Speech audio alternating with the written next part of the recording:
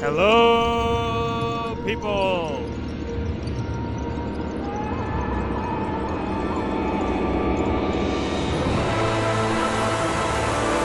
Yeah, playing Dark Souls 2.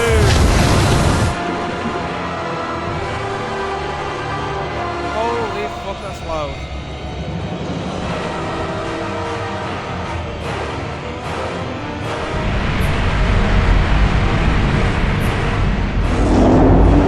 Very loud.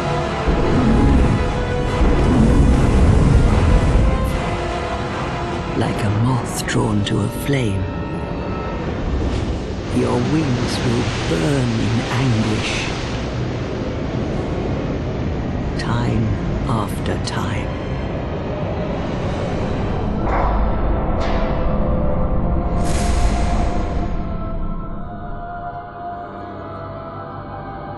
For that is your fate. The fate of the cursed.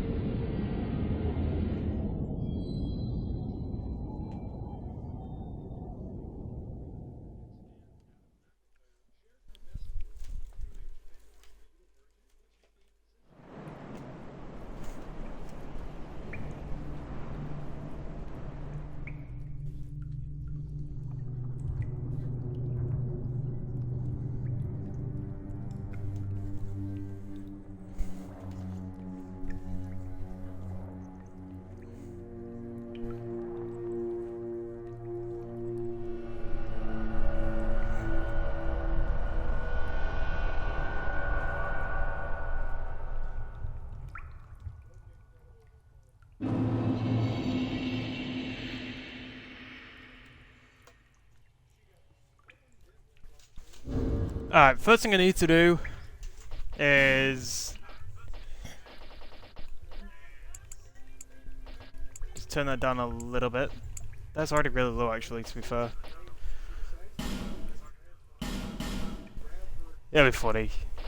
I'm gonna have that on just for the fun vibes. If anyone invades me, that'll be fucking funny to hear. Alright, so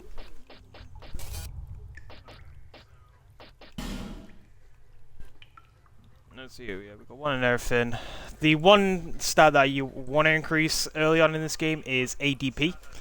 ADP is adaptability. It gives you more iframes when you roll, as everyone knows. Alright.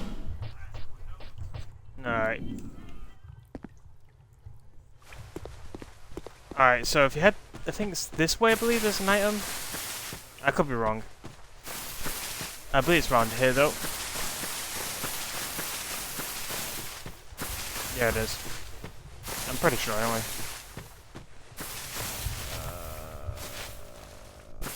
Where is the item?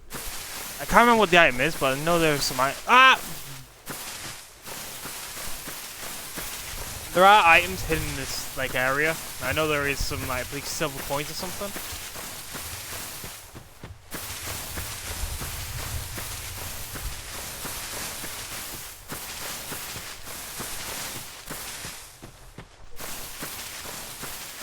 That's what I'm looking for.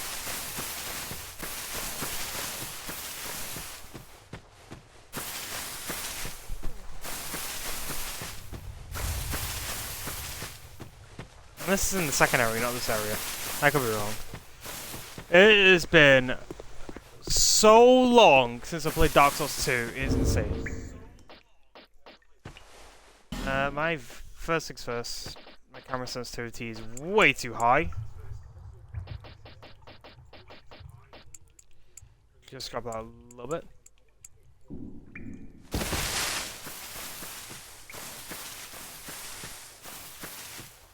Yeah, that's better, that's better. Alright.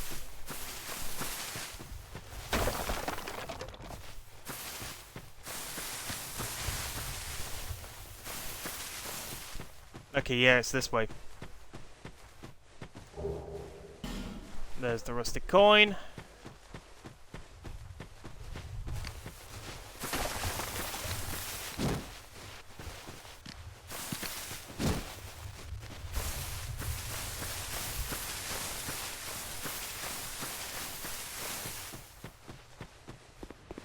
There's another item down there.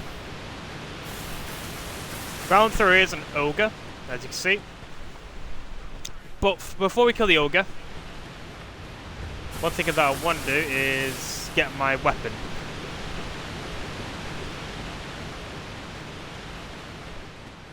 So you get your class set up there from this by going to the store.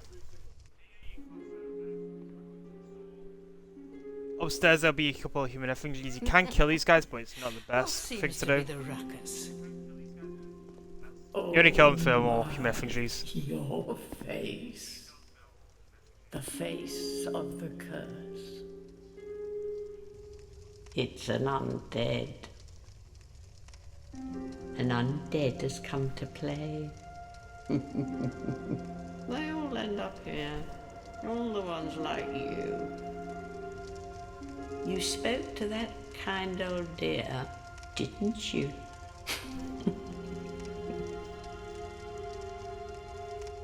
You're finished. You'll go hollow. Yes, you'll become one of them.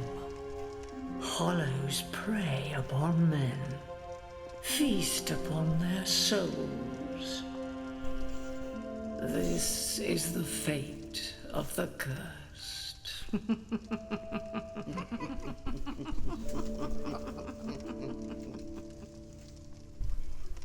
What is your name? And as everyone knows, my name on these sort of things is Shadowblade.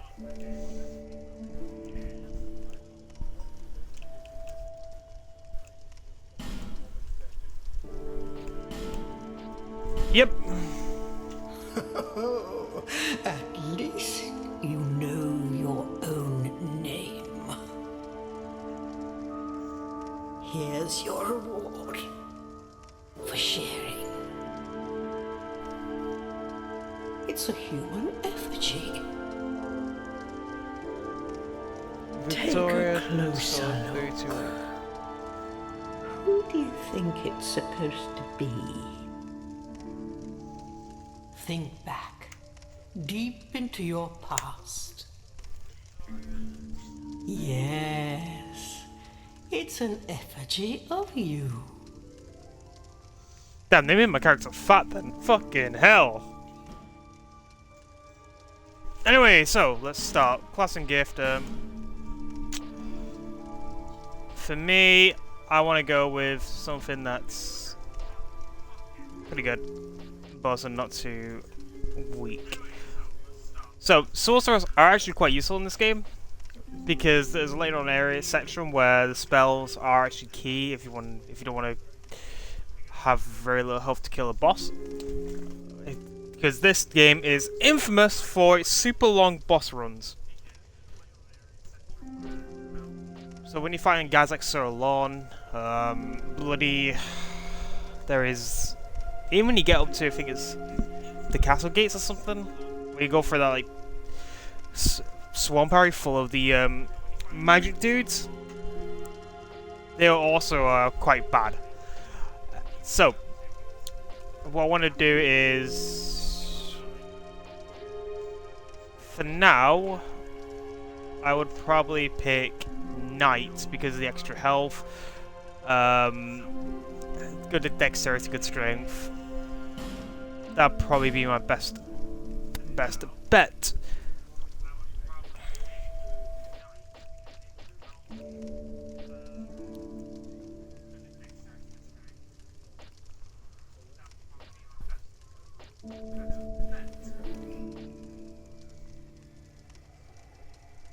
And what we're going to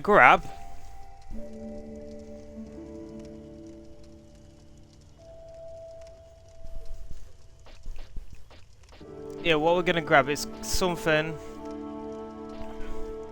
called the Bonfire Aesthetic.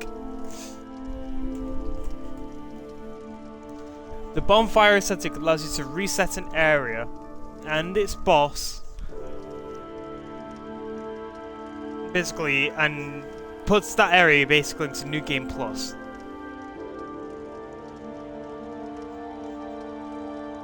I think that'll be a wise decision. It's either that or, realistically, I have healing words of the human effigy, maybe life ring. But no, we're gonna go with the bonfire aesthetic. Now we go to body.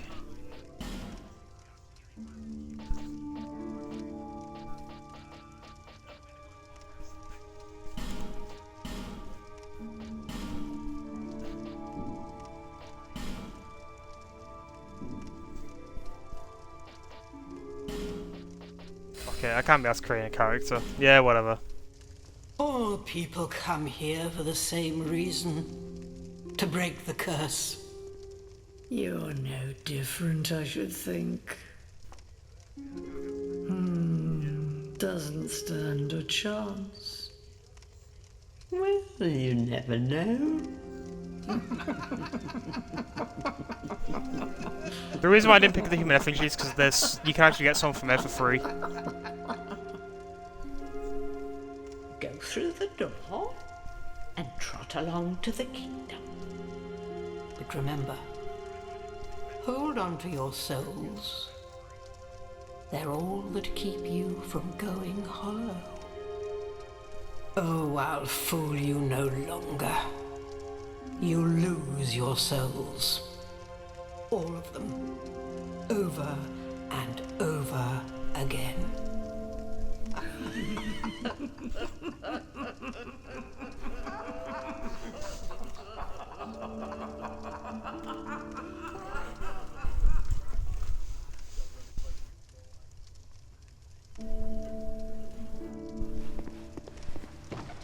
So I've head up it.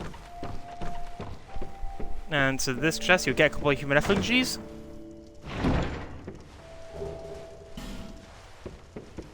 Yeah. Alright, so RC, heavy attack as always. Light attack. Parry. That's a parry. Block and melee. Dodge roll.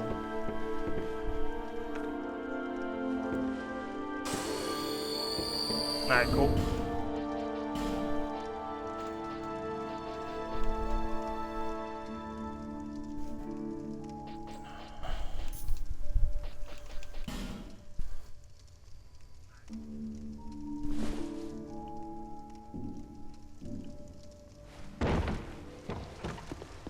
This is a limbo. A link between Drangleic and the outer world. Fair traveller, I know that you must have a story. Why else would you visit such a place? This lost, decayed kingdom. My name is Mill. The old women, I am here to... It is what my mother did. The old women would keep it, but now the fire shows signs of fading. And the kingdom is beset. The old women assist long ago, but now they...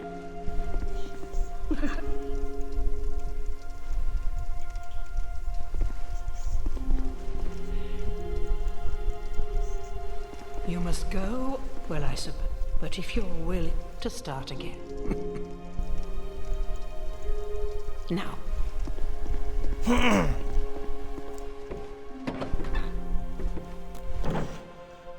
So what we're doing now is heading back the way we came. We probably will die.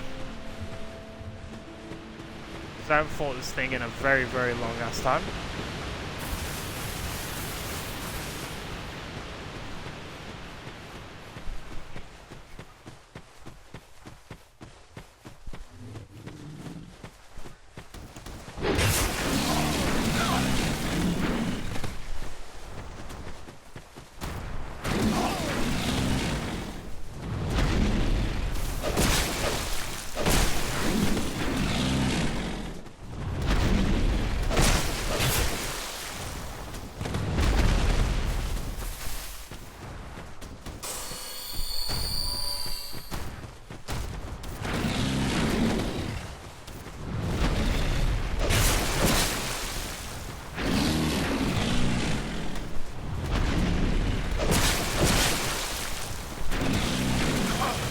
Ah, fuck it up!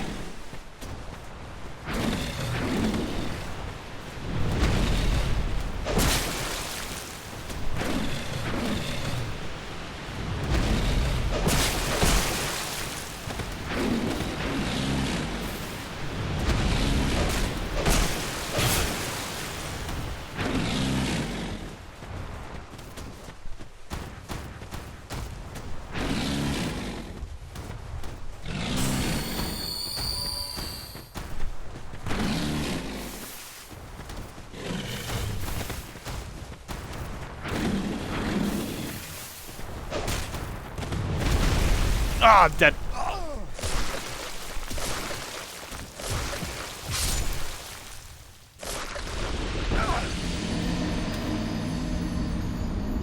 The second he grabbed me, I knew I was dead.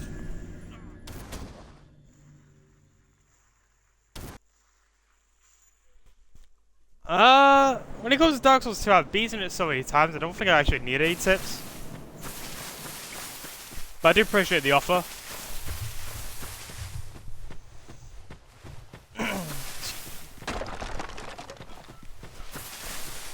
It's been so long since I played Dark Souls 2, so I'm trying to get used to the controls again, because it's not as smooth as Dark Souls 3, which is my personal favourite. Like, I also know the fact that... Yeah, I played it so many times I've lost count. Did all the crowns, I've bloody... Linked the Fire, I've refused, killed Aldir, all of them. Like, I know for certain, the problem with this game, early on, is the ADP, adaptability.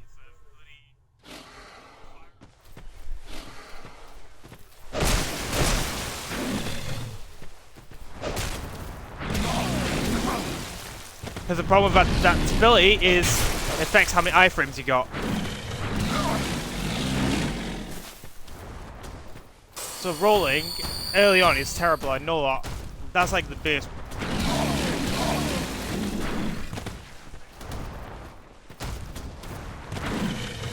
Early on, you can't actually rely on your dodge roll.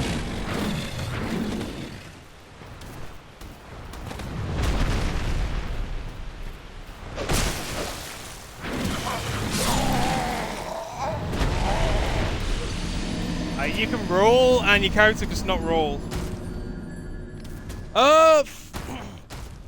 Fucking hell, I might as well come back and kill this thing. Early on, I'm trying to build like a... It's hard to say, to be fair.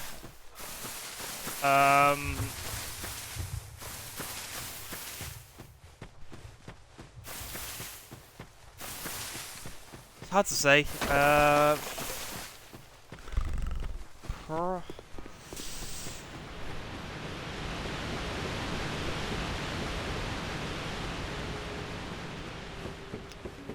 Probably a heavy armored tank, if I had to say guess, because that's how I like to play in these games.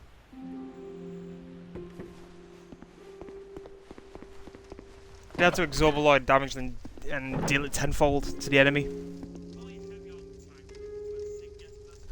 Yeah, I do like the spell pyro shields in this game, to be fair. They were good. They were a good addition.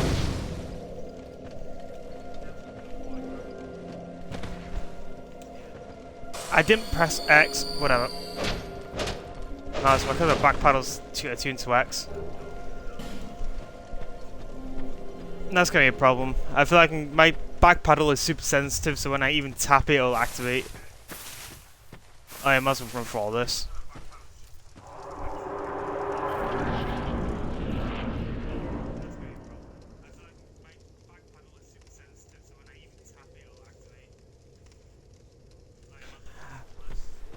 Yeah,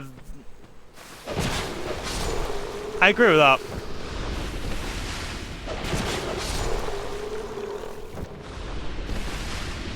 Because if I remember correctly, the ice one, you have to bloody kill the invisible beast until you... Well, it's not really invisible if you get the eyes, but you know what I mean.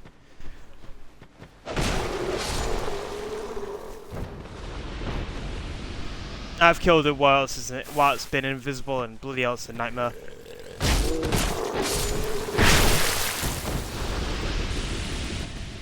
I will say, the one thing I really enjoy about this game is power stancing. If you have two weapons of the same type, you get unique stance and everything, which was in no other From Software game up until that point. And then it only just made a return with Elden Ring.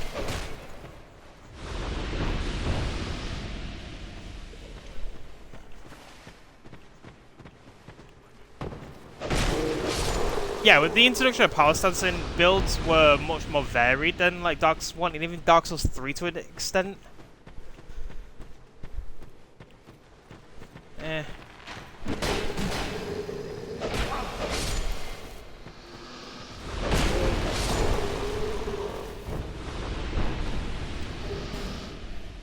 I am honestly really glad that From Software brought back power stancing. That was a huge addition to the game.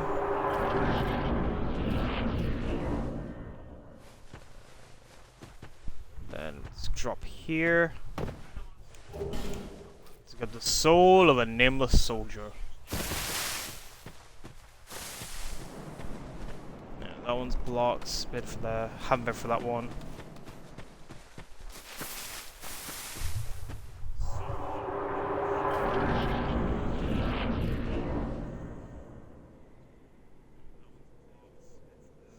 But the amount of levels you get in this after level 300 only gear counts anyway. True.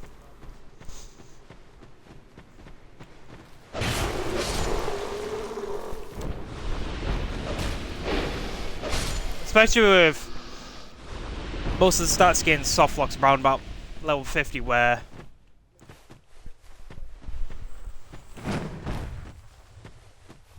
so the soft not really soft lock,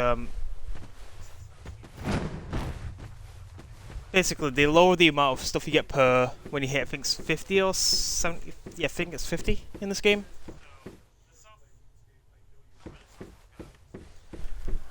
Yeah, especially when you gotta try and deal with boss and the run-ups to the bosses are like kill 50 enemies, all firing magic at you. It can be annoying.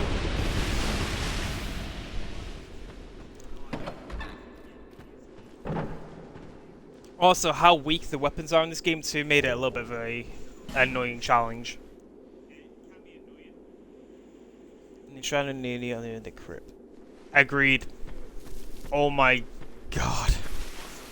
The run up to those fucking bosses just drive me insane when I first played this game.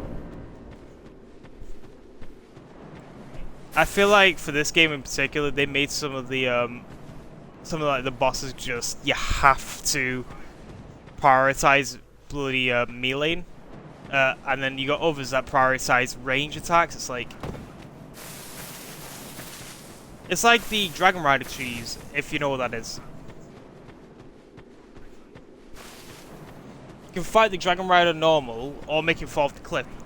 How did so many people die in this little area? But then, you can also stand out of the battle zone and just fire arrows into him and kill him. Once you know how to deal with an area, it can be really easy. Ah, Majula, probably the worst starting zone in a From Software game. No offense to it at all, of course. But I do prefer Firelit Shrine in both iterations of Dark Souls 1 and 3.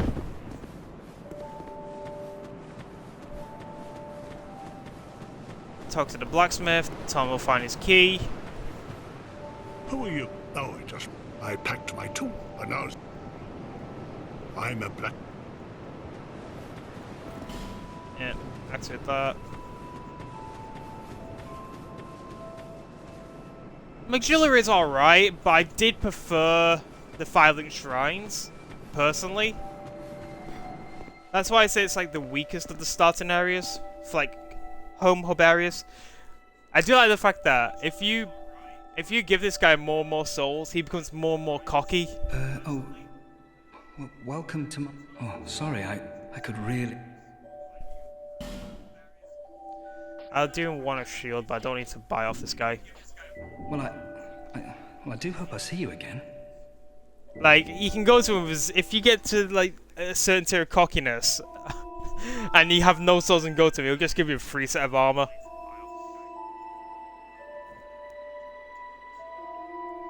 Yeah, definitely.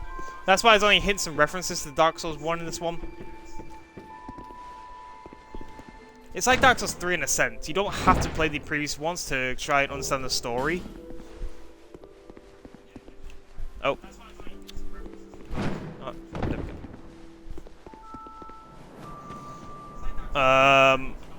Oh, time to grab the Estus Flask shard from over here.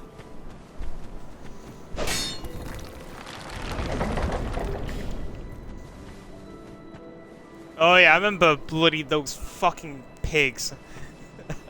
Stun locking you the entire game if you're not careful in the starting zone.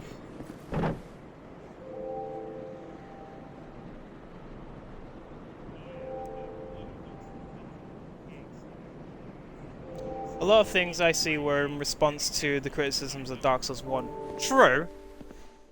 Oh, the talking character, I forgot. With the life gems and enemy despawn. Oh, undead, are we? Personally, I did not like the One without much enemy time despawns. remaining. Just about right. Not exact. Well, oh yeah. So, ooh. Yeah. Oh, yeah, you saw the rings like the cat ring. That is useful, the cat ring, for something later on, not right now. Nothing suited you, I presume. Well, that's Life gems were interesting, but I feel like, in terms of Dark Souls, it made the game too easy. Now you could have 99 of every single type of life gem, and realistically, that is so much healing. It was like, yeah, it's a bit too strong, too overpowered.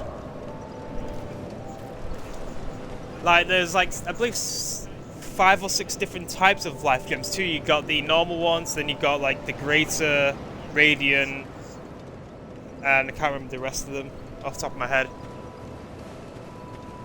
It just made it so easy. the next monarch. Or merely a pawn of fate. That was the problem Bearer with this of the game. It made it a curse. little bit too easy. I will remain by. Take this with you. Yeah. Go on and see the king. He who made Drangleic what it once was. Was he who hated He who peered at the King Vendry. Bearer for misery, you will never seek though. There's once you so that is that a show here to see light. However,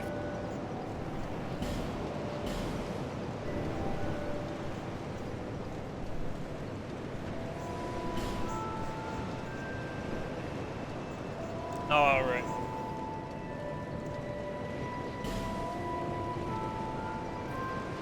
As always, I know I don't have enough souls, but ADP will be probably the first thing you want to increase in this game. Only because it increases your iframes. I feel like that was also a major problem with this game, the fact that iframes were tied specifically to a stat. That was a big mistake they made.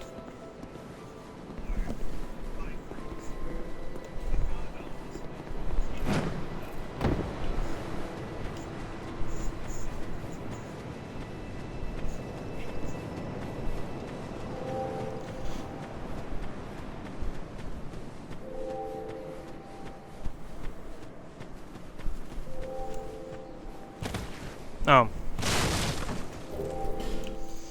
Grab that. I believe around here there's some bones, but there's also a covenant you can access.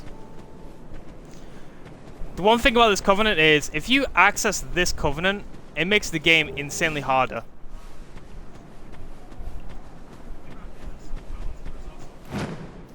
I believe that one's the Covenant of Champions. So, Covenant Champions, if I remember correctly, I don't know, I can't remember what it does precisely, but I believe it like sets everything to like almost a New Game Plus level.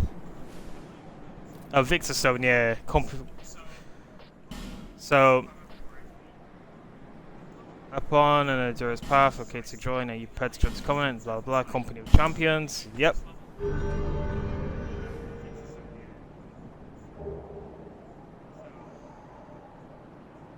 Yeah.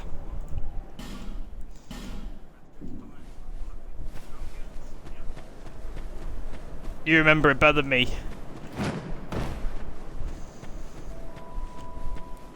So for me, the one covenant I like to join is the Covenant of Blood. Either that or the Covenant of the Sun.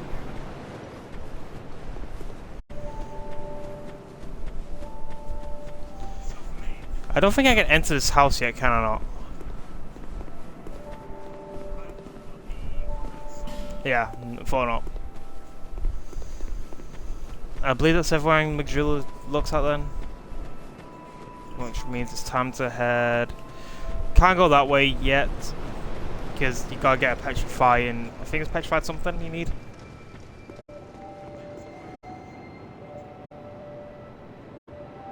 Now it's a challenge run. Of course, Pilgrims of the Dark. Yep.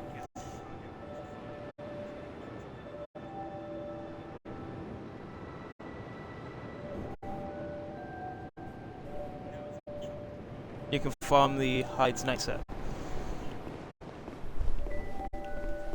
Sure, I could.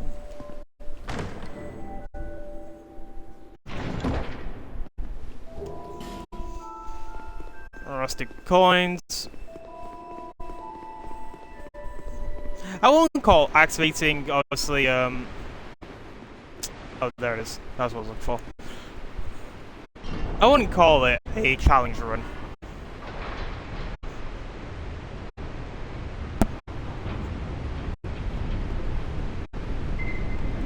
The hardest challenge I've done in these games was going for Dark Souls 1, 2, and 3 Deathless. That was very difficult.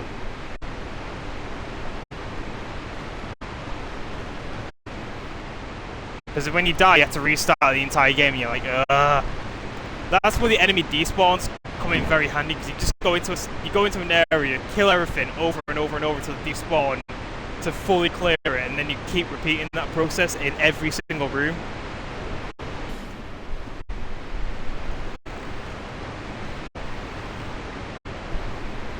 And then you just gotta worry about the bosses realistically.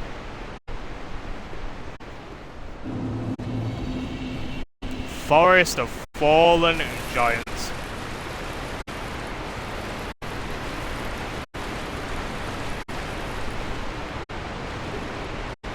More bone, so... Oh!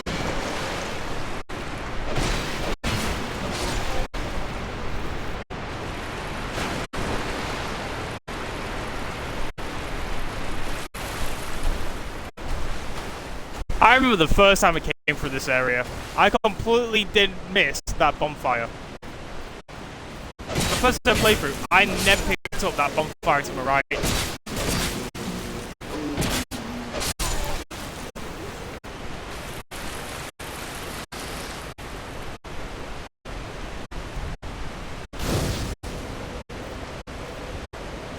When I first played, I only ever played Scholar of the First Sin.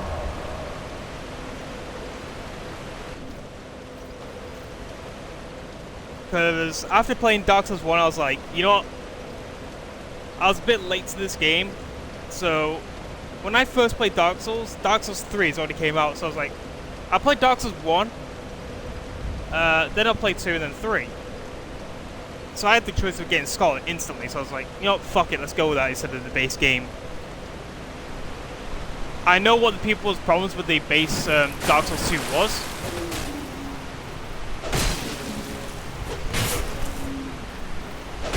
That really should not have hit, but okay.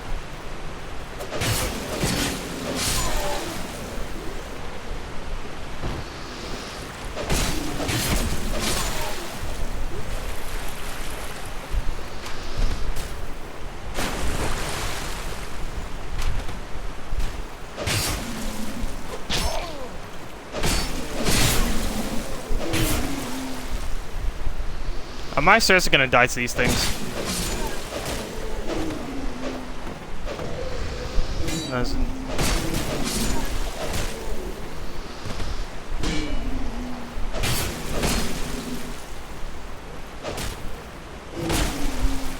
See,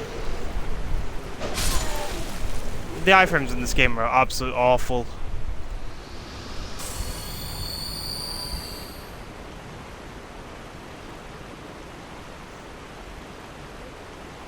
well after playing the hell out of Dark Souls 2 Vanilla, then buying the DLC, but before Dark Souls 3 came down.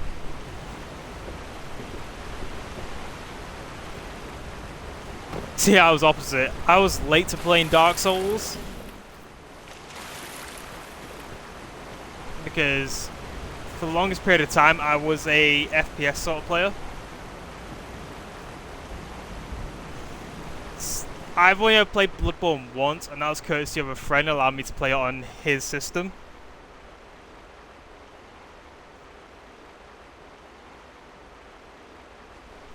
Ah.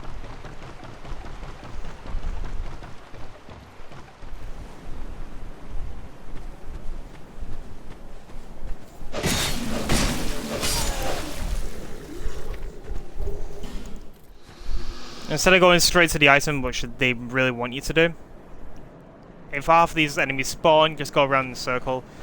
That way you can activate more. Instead of like all of them at once, you can activate them one at a time, making it a little bit more substantially manageable. Also, I only just realized I never put my fucking flasks on. Whoops.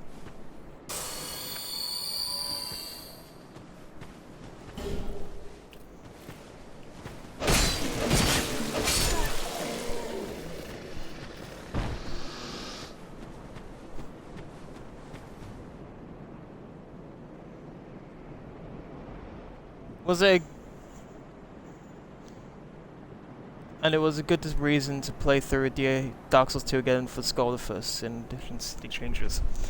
So as someone who's never played the vanilla version, I've only ever played Scholar, I don't know what kind of changes they made. I know they added a lot of like new enemies and stuff to the game for the base game, and obviously all the DLCs added a lot of stuff to it. But I don't know how it truly affected it, almost.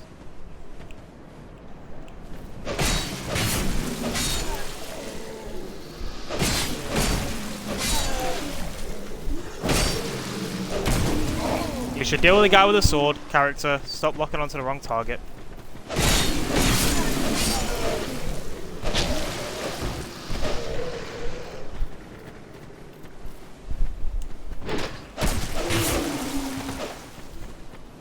Whoops. There we go. Oh, I thought I killed you. I thought I killed you.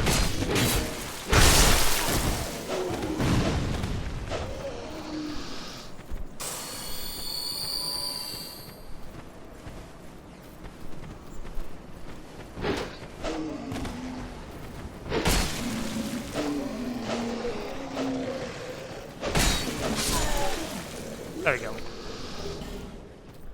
I thought I killed them all, that's why I was confident. I forgot how many enemies there were around here. You. Broken straight sword.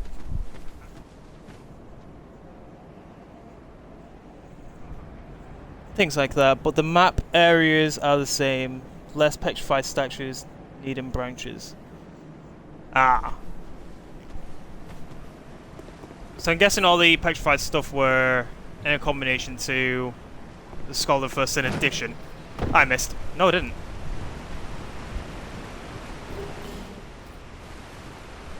I thought I missed that. How does that damage you? Come on. I can fall off something like that in real life and be perfectly fine.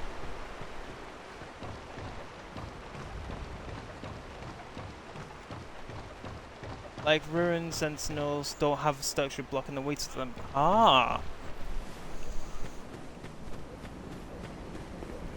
I remember the first time I played this game, right? And I honestly, honest to God, thought that the ruined sentinels were impossible to beat because of the 3-on-1 thing.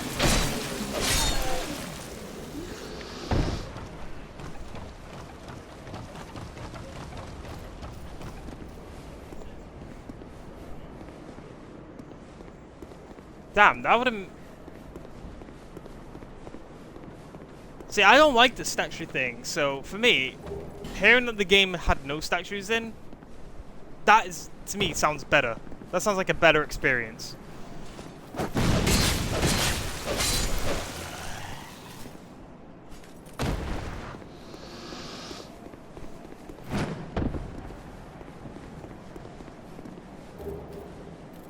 Short sword and soul lost undead. Okay. Drop down here. Still take damage, you know you really shouldn't. No sanctuary blocking the final part of the things but Twix. Yeah, doing that seemed like they were trying to make it harder and tedious. I definitely feel like if they made it more tedious by doing that. But I can also see the fact that it's like, oh, there is something hidden behind here that you might like, so you have to work towards it. I feel like that's what they were trying to go for, but the execution just failed miserably at it. Is it around here? There's a guy. Yeah, thought so. See, peek.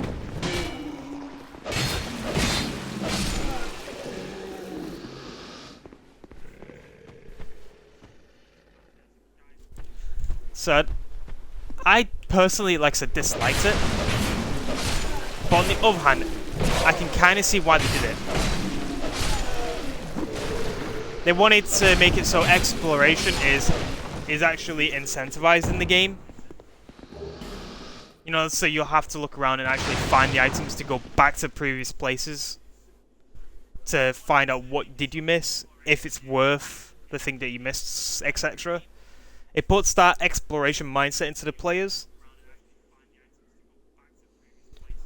But the execution, like I said, was a bit of a fail. They shouldn't have done it the way they did it. If I remember correctly, there's a guy around out here. Yeah, I thought so. So we roll, then we roll to trigger this guy.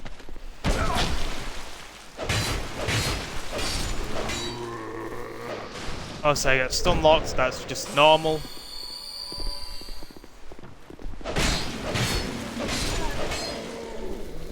Kill this guy. I believe when you go up here, there's a guy shooting arrows, if I'm not mistaken. Yeah.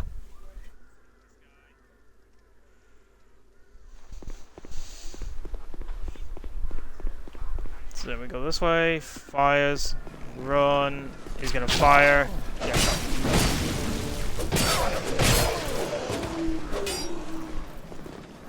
Oh my god, the stun of introductions.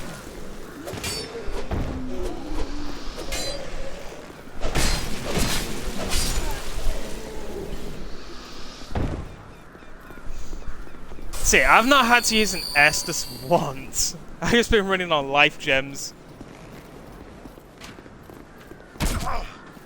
Who the fuck shot me?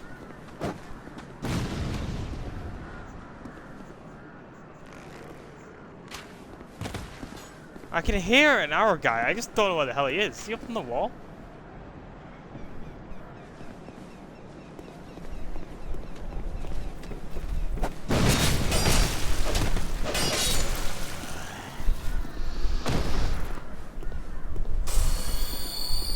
Oh, that's where you are.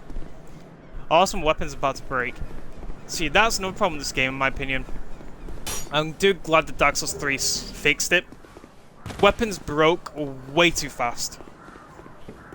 I like the fact that weapons degrade, but they did it so they degraded way too fast in this.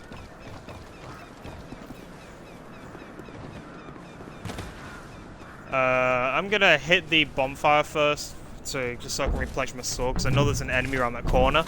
Oh, there he is. Ow. I forgot you don't have iframes. Like every other Souls game.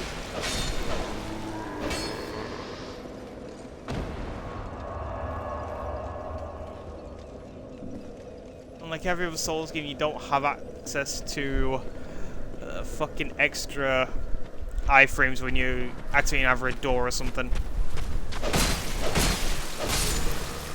Which, I do see why they did that. Makes it so you can't hide like you could be able to in like Dark Souls 1. Because in Dark Souls 1, if you're getting hit badly and you went to a door, For like a good 4 seconds, you're not taking any damage. So you're like, okay. It's like a calm period before the storm. Buy something. Oh, come Then you want to waste this person's dialogue. Seem like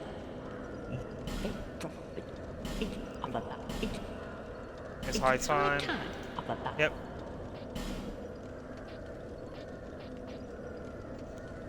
Human effigies. Oh yeah, I also completely forgot about these Ferris lockstones that are all over the map too.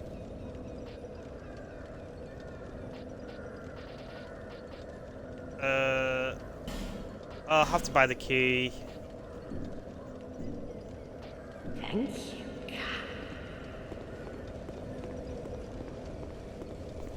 So then we want to head around here.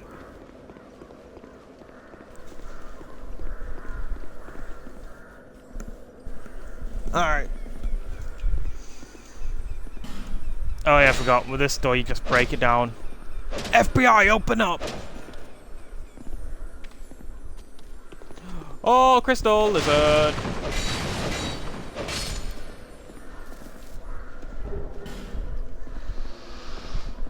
Wait, I know there's an enemy in here. Oh, there was.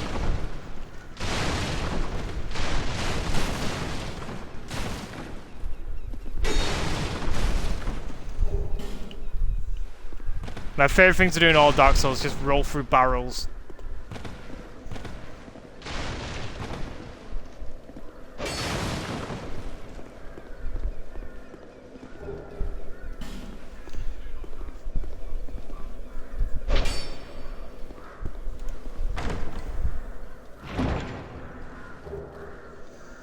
Small leather shield, repair powder. Yeah, now you can unlock this. I believe is the enemy in this area? Yeah. I know there's an enemy up there. There we go. He's dead.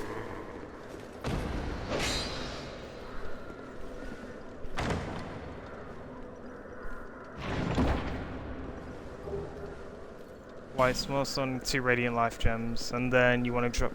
Oh yeah. Also, I completely forgot this too. The another healing item on top of the life gems, Esthers. We have divine blessings.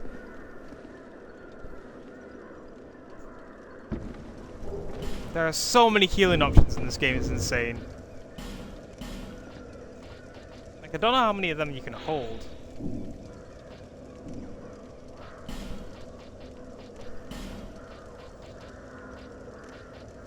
But yeah, you got so many different healing options, it's insane.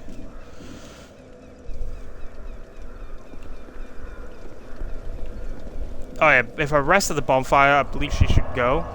Or is it when I kill the boss she disappears? Okay, it's when I kill the boss. Alright.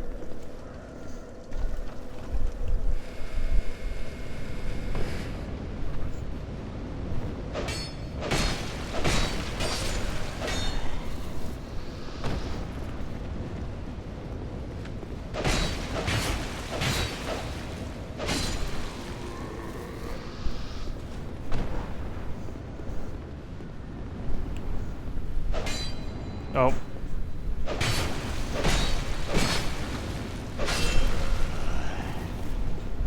Then we grab this. Soul of a Lost Undead.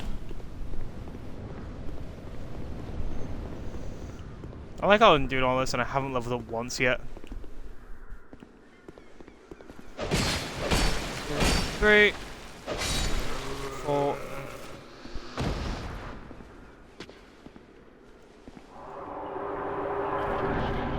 I will say, even though it is the weakest Dark Souls experience, the one thing I can say about this game is you can tell how much effort was put into it.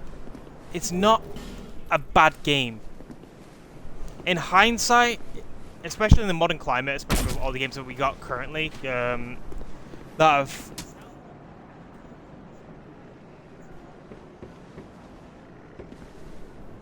I have never played the Street Fighter games. Oh, oh. dragon charms and stuff to monastery charms. They all add healing. Jesus. There are so many. There's too many healing options. But I will say, people used to call this like a really bad game when it came out. I remember that. It's probably one of the reasons that put me off playing Dark Souls 2, because I heard, you know, it was a bad game. It was like an awful experience and stuff. Then the credit roll is so long. I can't remember how long the credit roll is. I never really watch all the credits anyway. Personally.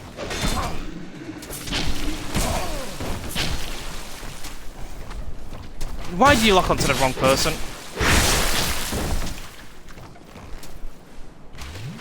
Ah, I'm a first Estus. I'm about to die. I'm about to die.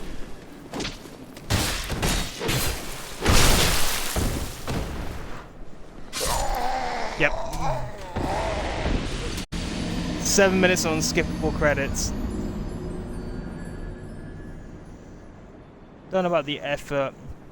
Different errors were made by different dev teams and stitched together. That's why they didn't cut it so long. 7 minutes on script. That is insane.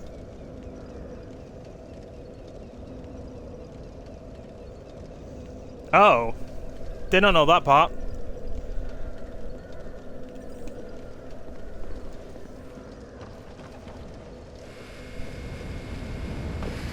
Like I said, when it comes to this game, there was so much controversy about it and things like... Am I about to die again?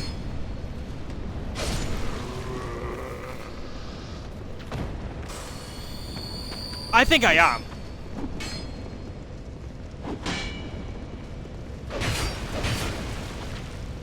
No, not good.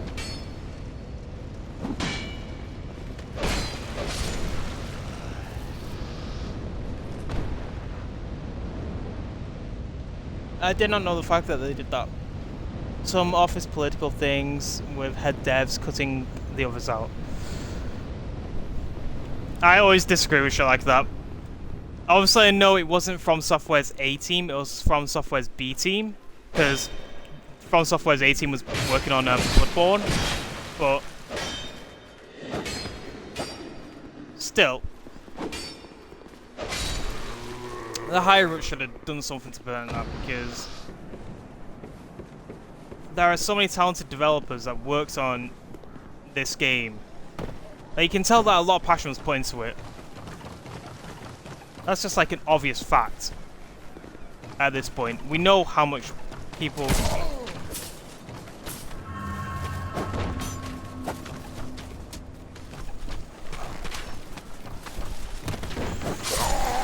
Die! Tracking.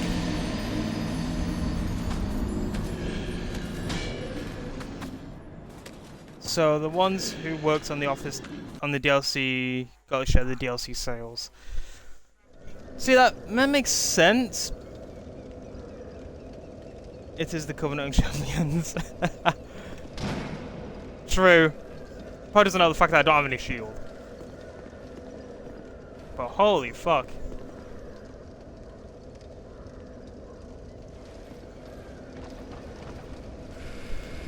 By God, their tracking's insane. I feel like that's one thing I said from my first playthrough too.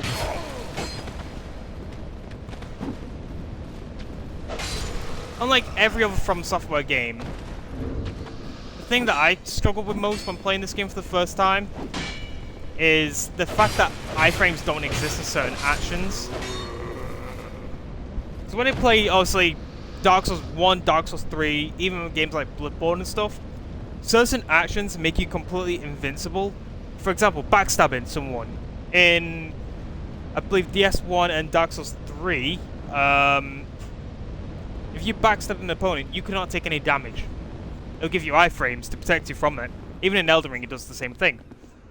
But in this game, if you backstab an opponent, you can still take damage. There's no protection.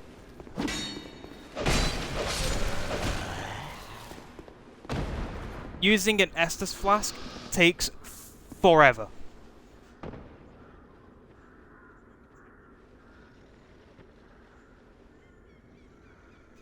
And yeah, that makes sense, but I think it was controversial because the other devs complained they felt cut out. I agree with that. I will say, if you put your heart and soul into building the game, and then the company you work for, like, yeah, we're gonna give the guys who worked on the DLCs all the money from it. The guys who built the game themselves, like the base game, will be like, yeah, but we actually built the platform for those guys to make the DLC. We should still get a cut from it. I do find that a bit unfair to those devs.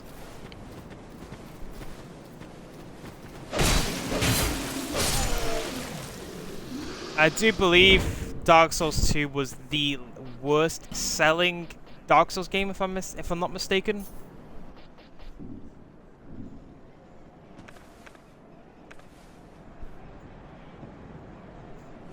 Again, I could be wrong with that, but I do believe that that is the case.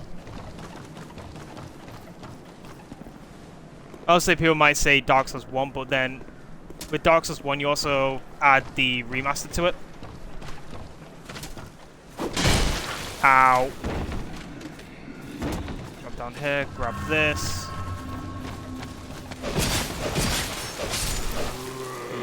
Kill you. Oh, we can't pop Radiant, yep. Then we go quickly back this way. Pop a Radiant. Load this guy down here.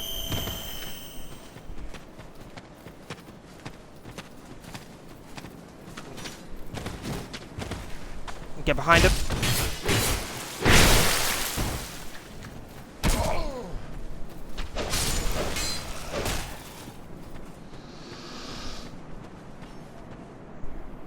I should be safe here.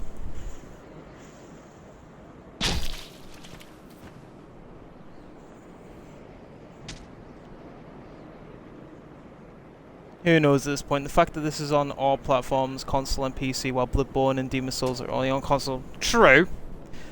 But I do believe Bloodborne, despite being console only, has sold insanely well, because it is considered the best title in the Soulsborne series. Also, PC release was 3 months after the console release. True.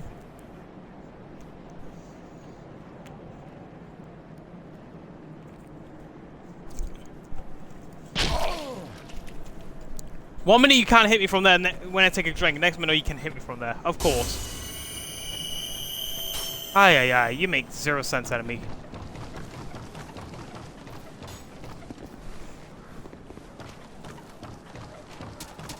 I will kill you. No fault. I did say I'll kill you.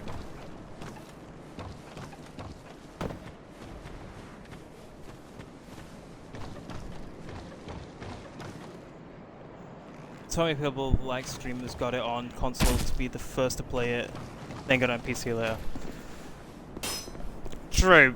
I feel like the one person that I watched that really got me into Dark Souls is Lobos. Oh fuck! God damn it! I did press. Of course.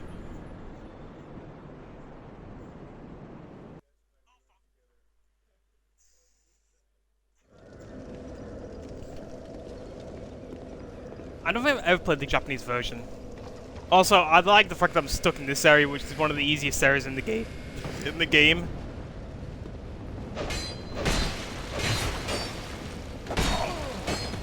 I don't think I've ever died this much to this area before.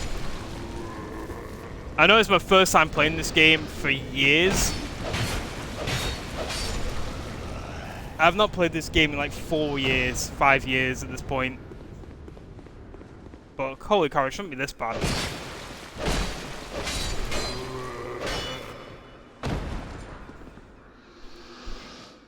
Same thing in console, released 3 months before PC.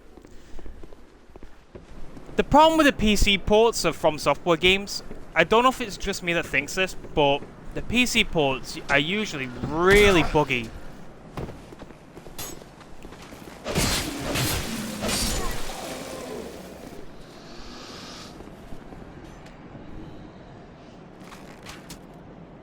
The PC ports are insanely buggy, in my opinion. The frame rate is like the worst, I think, offender of it.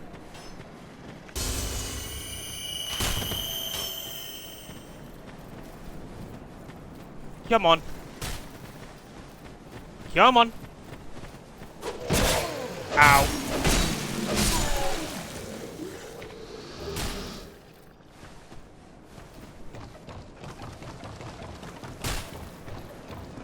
I was into Dark Souls Prepare to Die edition when on PC when it was the only game. Then DS2 was announced for the following year. Oh, nice.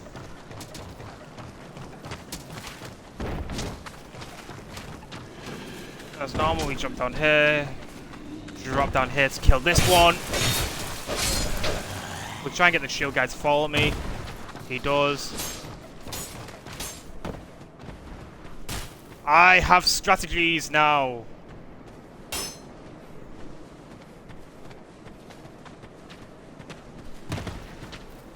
I need to lure this guy into a certain attack so I can get behind him. That should work.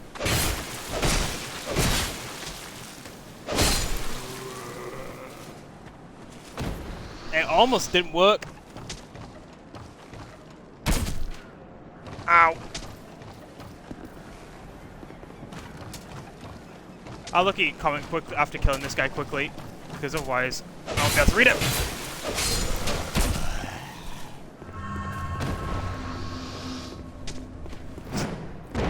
Don't fall!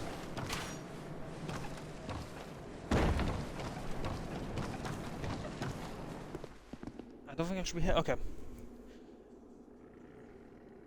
The hype train started when the release of this game, and then seeing so many Dark Souls plays seemed, what the hell is this? Yeah. I feel like after playing Demon Souls and Dark Souls, playing this game was like almost like a new culture shock in a sense.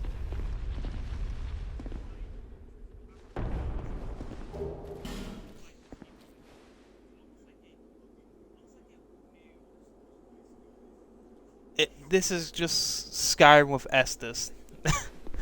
I want to go that far, personally. I feel like this game has pretty good merits.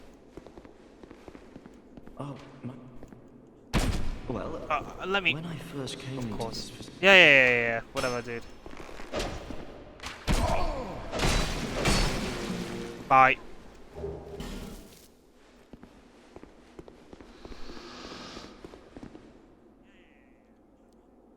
It didn't even look like the original Dark Souls. Yeah, I agree. have you seen? You can definitely tell the original creators, like the From Software A team, never created this. Yes. You can tell it was made by a different That's team. why I came to the kingdom. Wait. What? What? Yeah, whatever. Perhaps. I do like this game for what it is, yeah.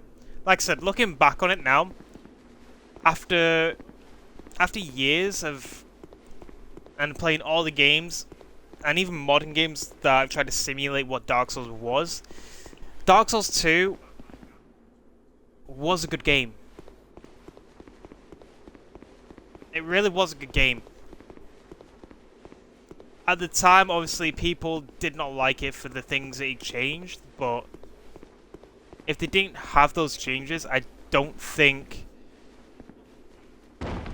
I honestly don't know where Dark Souls could be now. Obviously, Bloodborne came out and then Dark Souls 3, but this game, in a sense, did actually help finance, along with Bloodborne, Dark Souls 3. The amount of passion that's put into these sort of games, you don't see in most modern day companies. It's like most modern companies play these games and leave them to almost die.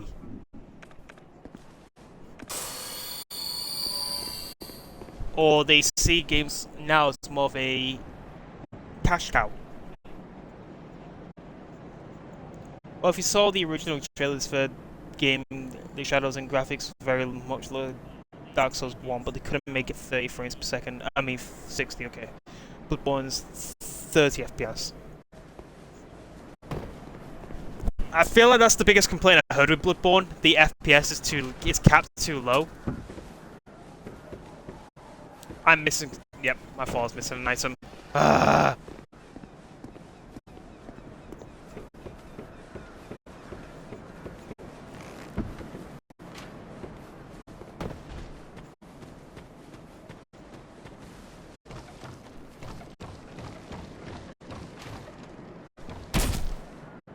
I don't know about Bloodborne, but the Dark Souls IP is owned by From Software and Namco Bandai. That's why Elden Ring's only From Software. I believe Bandai. I want to. I don't think it's the IP that's owned. I think From Software and Bandai were. I think From Software is a parent. What they call a parent. Bandai is like a parent company to From Software, if I'm not mistaken.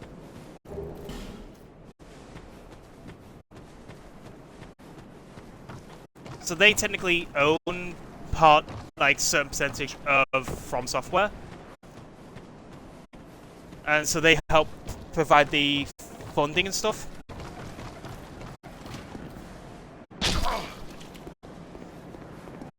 Who the hell? Oh, Yoshi, of course.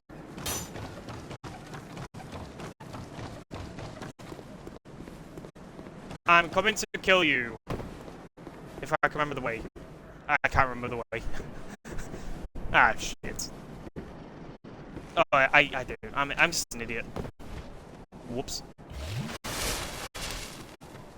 It's like she just go ahead and then go around. And that's why they rushed just to finish Dark Souls 3.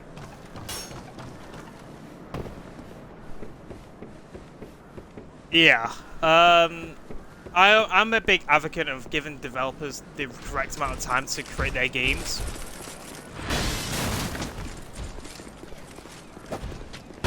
There are so many games that you look at. Please throw, please throw, please throw. No, please fucking throw! You idiot! Fucking throw!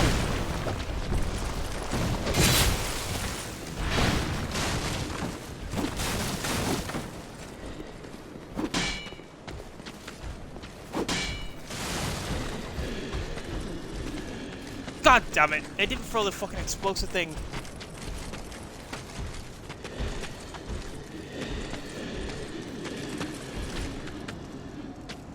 They rushed with Namco Bandai saying make another Dark Souls now, do it fast.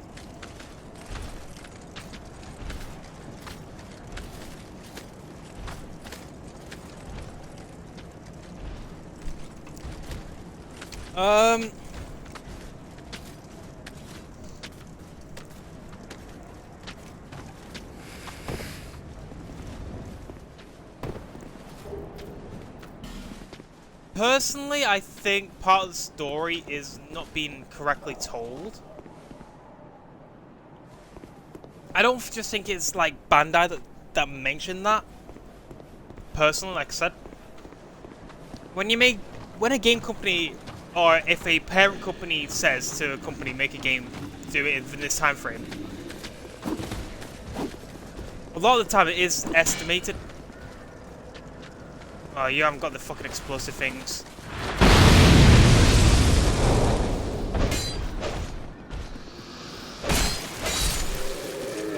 That was a free kill. I rolled! Yep.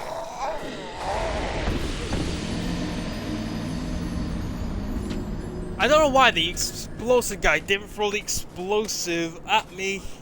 I tried to unlock that fucking passageway and he didn't do it. Yeah, back to what I was saying.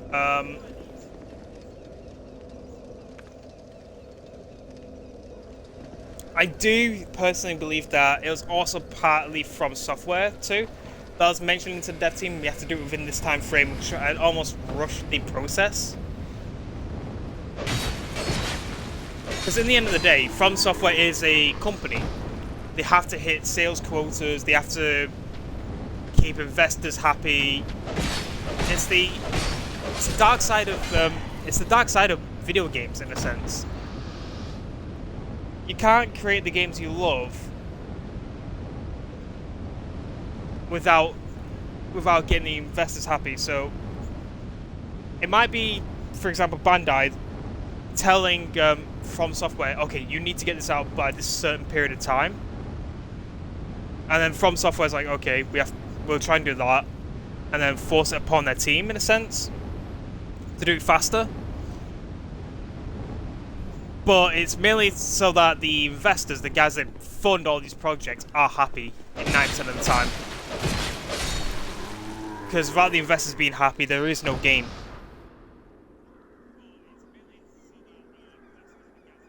Sekiro is Activision, apparently. Sekiro's Activision?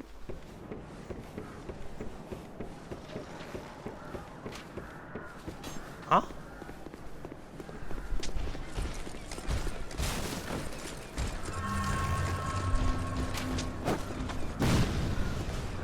Please throw this way.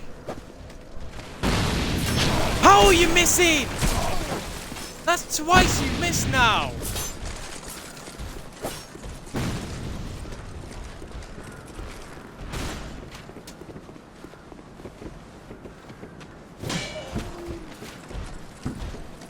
Ah.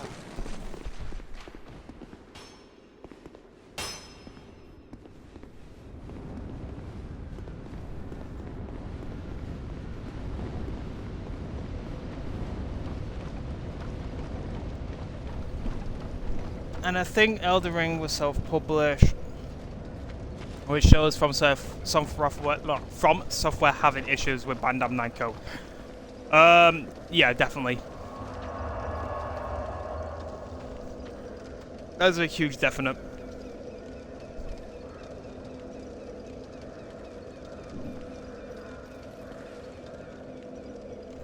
With Bandai Namco,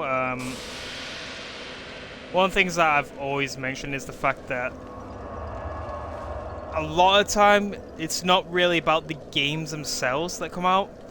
As long as they can push and make more money, and obviously for themselves, for the investors, that's their top priority. They're just willing to put their name on it and provide the base funding for the games, but they don't actually care about the product itself. Whereas From Software is different. They love making these games, and that's why almost every From Software game you play, you can tell a lot of heart and effort has been put into creating these games. They're usually brilliant.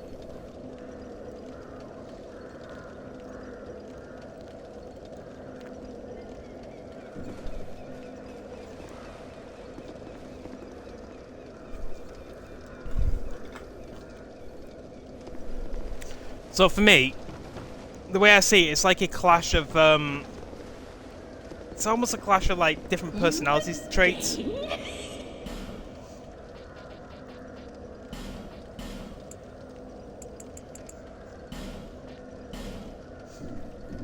Thanks.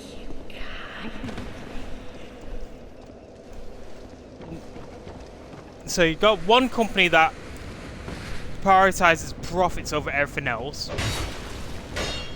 and not really making the best experience for gamers, aka Namco. And then you got From Software, who really cares about what it makes for the gamers. We had Miyazaki himself come out and say multiple times that, you know, the games that he makes are specifically for gamers. He loves video games, and he wants video games themselves to be a success. I failed already at the first part.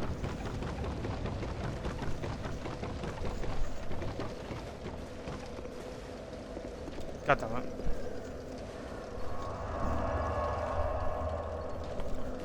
I think I made a mistake going with the Covenant Champions for the first... as like my Covenant for the first time. Yeah, no, I need to get the fire longsword.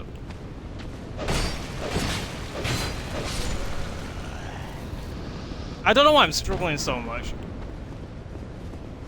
I know I've been playing a lot of FPS games recently, and I've put like From Software games on the back burner because I've done all the games. But I shouldn't be this bad.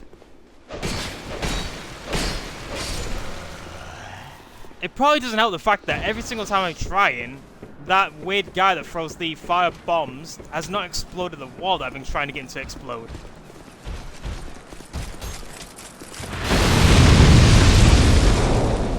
That is very loud.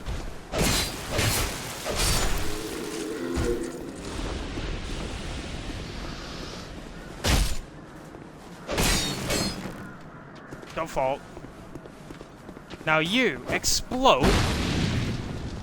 How are they already destroyed?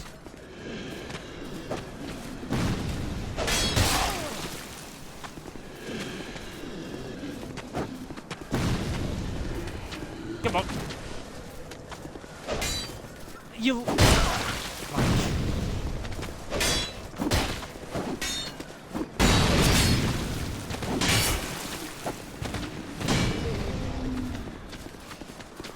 Ah! This game can be so irritating sometimes.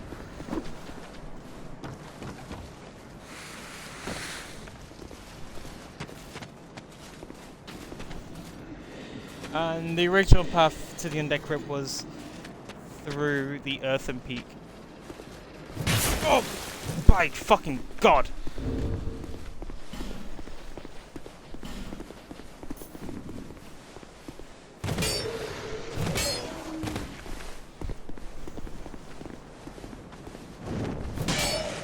I'm pressing X. Why aren't you using the life gem? There we go.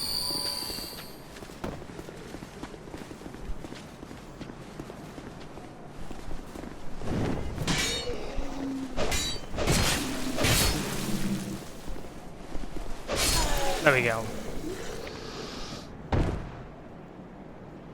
Areas linked by the Grave Warden enemies in both locations, and it makes sense the crypt would be down the mines where they were digging.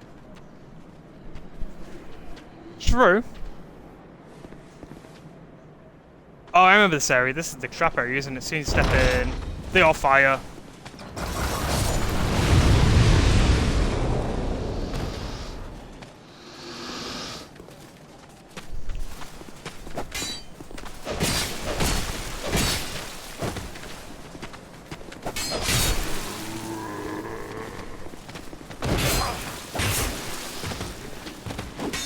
I keep getting stunned not so bloody easily, and I'm dead.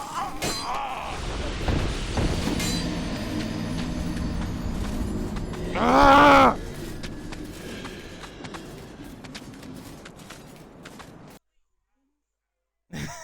God damn it! Ah, I need a weapon. I knew. Yeah, no, that's actually useful to me. Telling me it's lonely fucking times.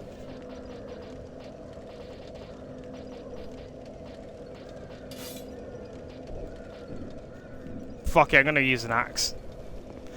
When I first completed this game, I used a normal axe to actually get me through the game.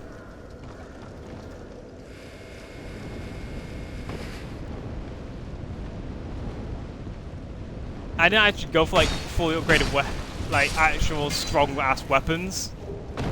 I used just a basic axe, a basic shield, and a sorcerer's staff. Problem with that, very short range. But whatever.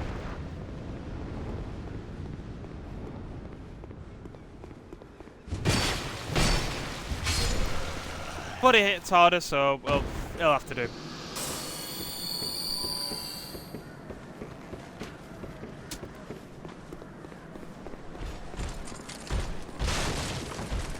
Try and get this guy to blow himself up. Please blow yourself up, please.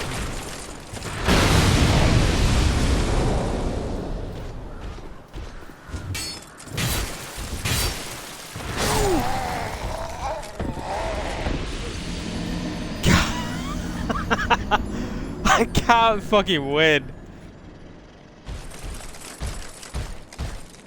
I need to level up my adaptability because I swear my dodge rolls, even if I slightly time them even a little bit wrong, when other games would be fine, I'm dead. Joys of From Software games, in my opinion. That wall is not blown up, I fear. I'm just attempting to get that fucking wall blown up. I don't know why it's taking so many tries to do it.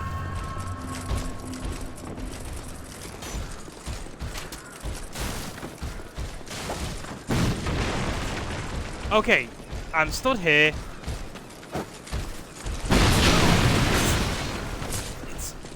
Why is it firing over me?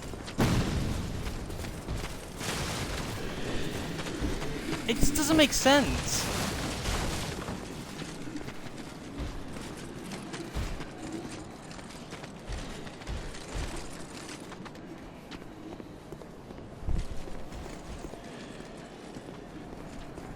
Hello there.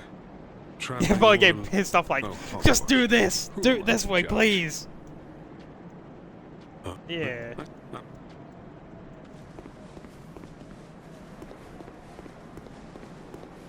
And it makes sense. Where the hell did you come from?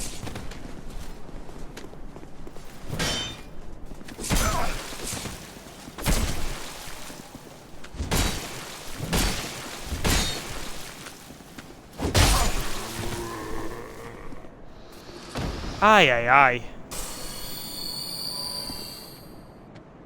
Talking about how gimmick. And there's another one, really? Where the fuck are these things coming from? I haven't aggroed the enemies in that other area, have I? I shouldn't have. Why is he... Come on, attack!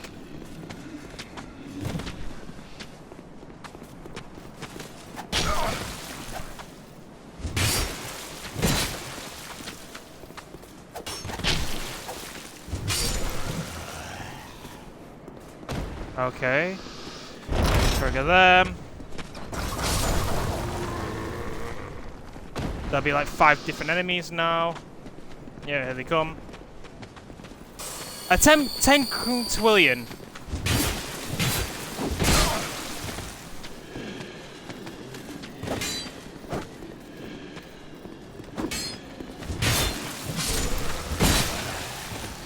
Back up.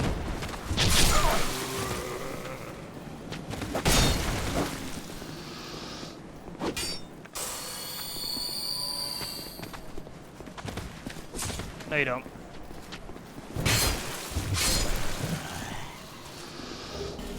Finally!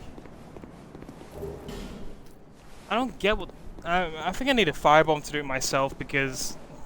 Normally, what you do is, you go along the top of the wall. Where those exploding barrels are, you normally get the enemy to throw an explosive.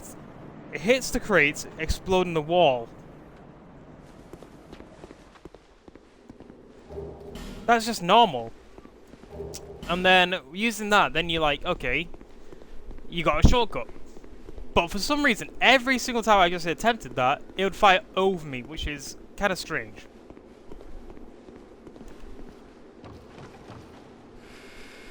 It kind of left me in the dark. I was like... is this a trap one? Yep!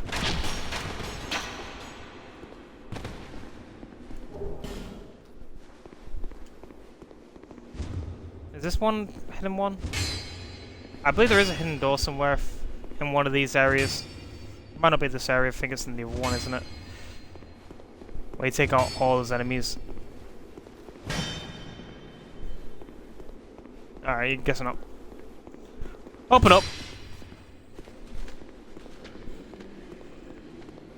Yeah. There we go.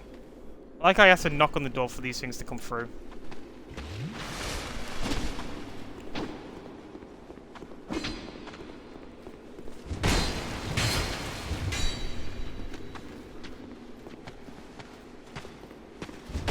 The axe, I swear, it does a lot of damage, but holy crap, it it's inaccurate.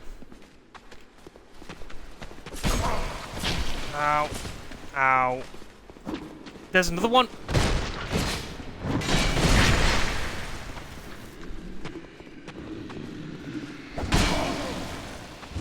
I did a lot of damage.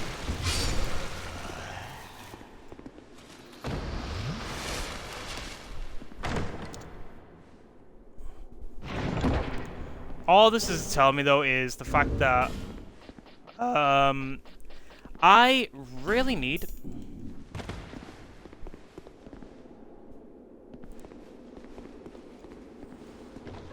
to level up. Because I haven't leveled up once this entire run so far. You know, it's been like, yeah, almost 2 hours. 2 hours in the starting area is really bad. Holy fuck. You know, it's not 2 hours yet, but it's getting close. I'm gonna need to grab fire bombs to come back to this area, defeat him, to unlock that area.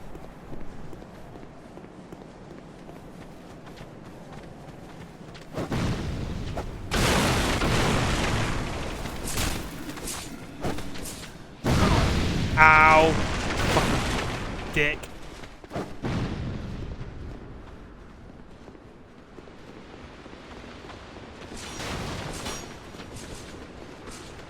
I'm probably gonna die again, aren't I? Yep! I'm stuck on something! Yep. Fuck's sake!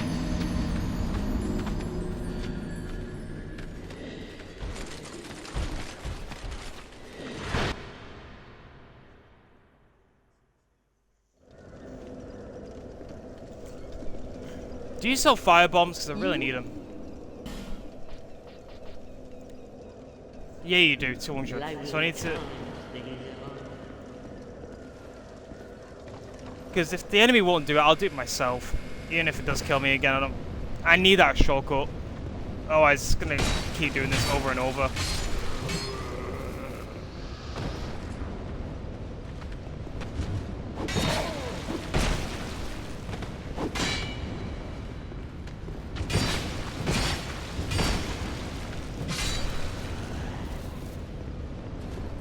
So, what is your favourite Dark Souls game then?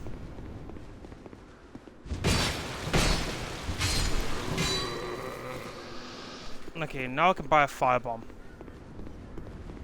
I should have really checked at the beginning if she sold firebombs.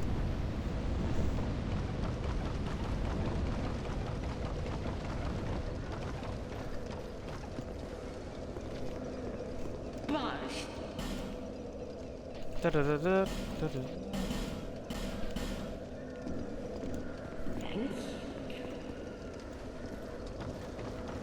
Because with the firebomb, it'll just make my life 22 billion times easier.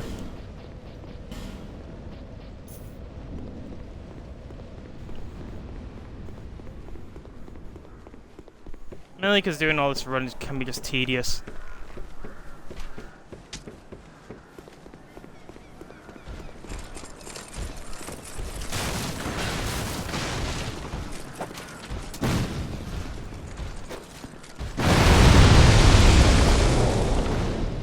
There we go.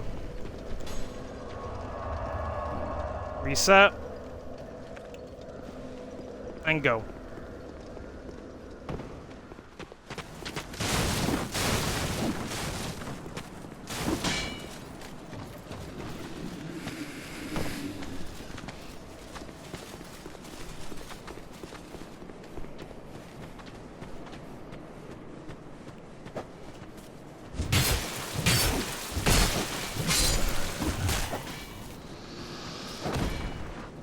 I like how they're fighting the dead giants.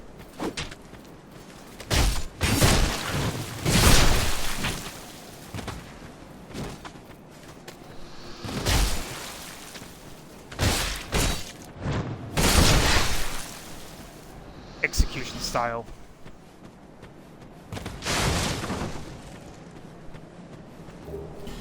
Large soul lost and dead. I could head back to Majula, quickly level up, and then come back in this area. I don't know. I don't have the stuff I want.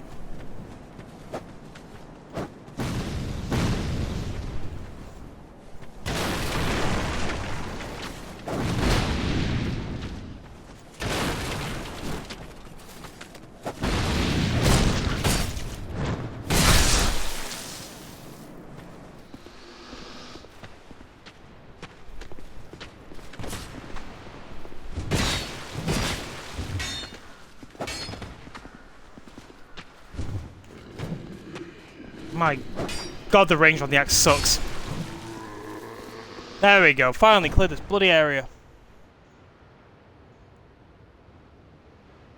Well, I like the first because it's the original, but I'm master ranking Street Fighter, so I'm grinding that game and didn't play much Souls these days. That's fair. Like I said, I haven't played a From Software game, like I said, since, what do you call it? Elden Ring. I beat Elden Ring in its DLC and I was like, I took a break from it. So it's been a little bit since I played any form of From Software games. Haven't played a Souls game in quite a while. It's been the longest since I played a Souls game. Come on, I'm trying to bait this fucker.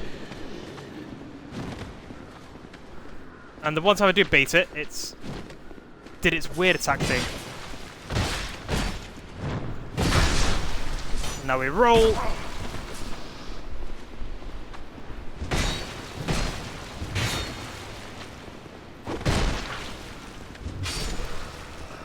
That's a flaw of ADP in my opinion. Fucking hell. How long did it take you to grind to master rank in Street Fighter?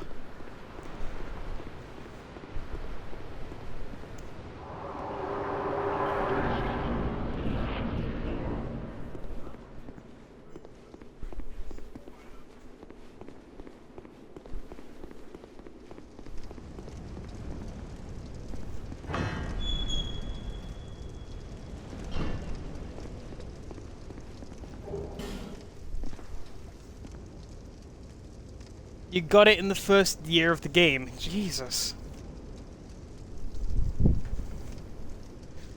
So I take it you're good at these sort of,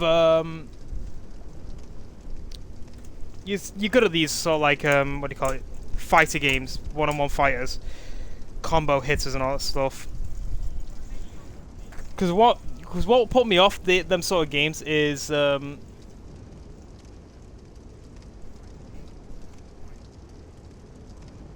and now it's about grinding master points against other masters. Ah!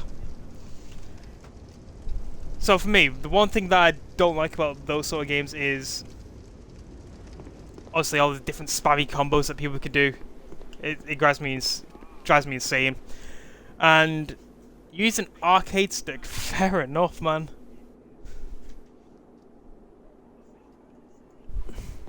Very impressive, that.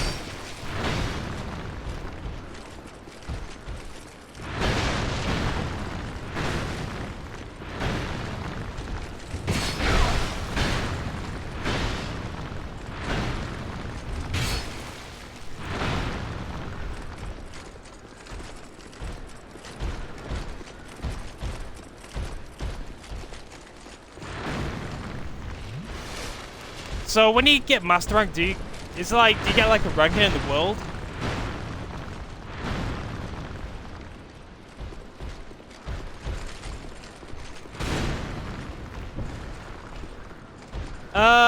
Like I said, I beat the game originally when I first ever played this with just a hand axe. So it's the one weapon I actually feel quite competent with.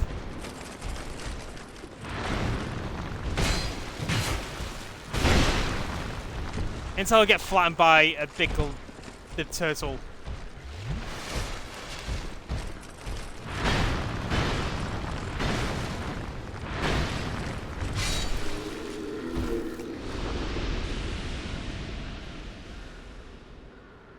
So when you hit master rank, do you get like a ranking in the world? So like, is that like a leaderboard? You're like number 1 in the world's like the best player, number 2, 3, etc, etc.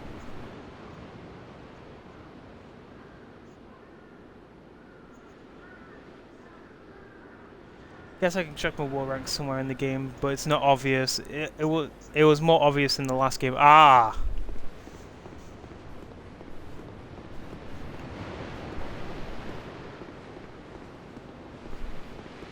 If I remember correctly, isn't there like 10 guys that spawn behind me when I come up here? Yeah, I thought so.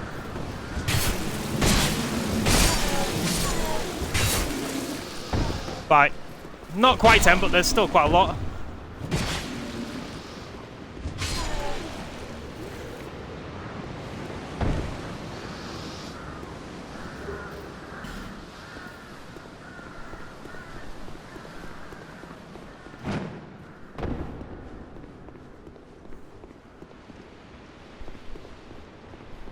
Alright, so now we can go and finally defeat the last giant.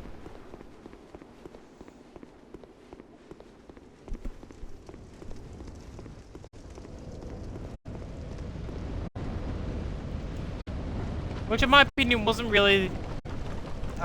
it wasn't really the best boss fight, if I remember correctly. It was really... really tedious in a sense.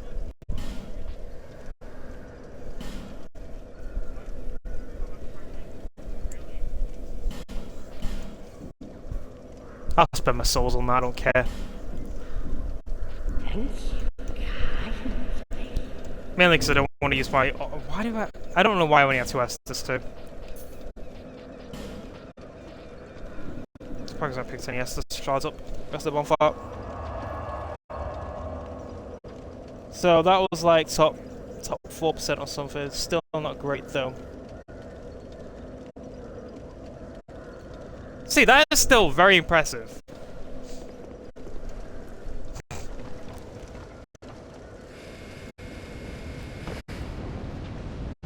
It may not sound like a lot, as you mentioned. Like, you said it's not great being in the top 4%, but that is very impressive to hit. Because the amount of players that played that game, and then you're in the top 4%, is insane.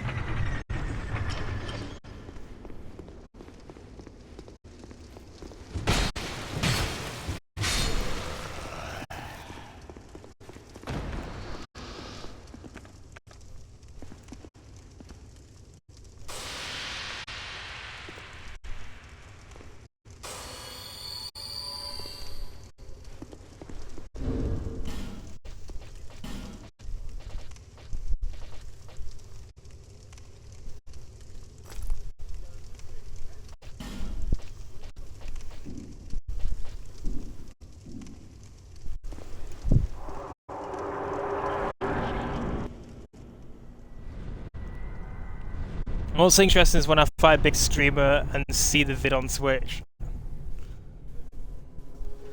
Hey, if you kick their ass, then that's good.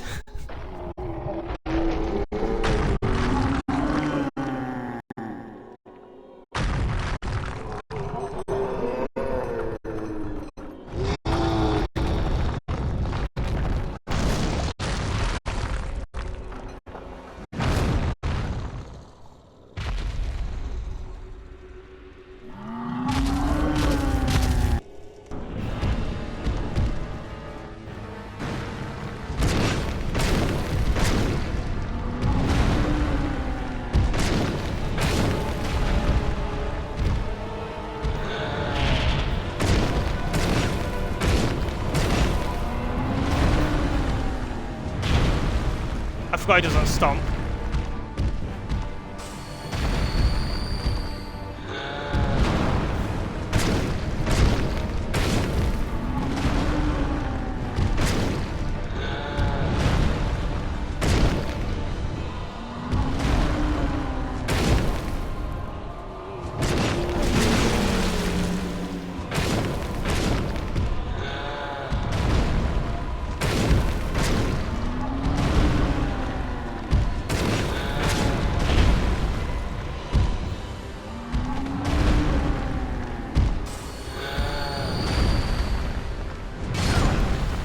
That killed? Really?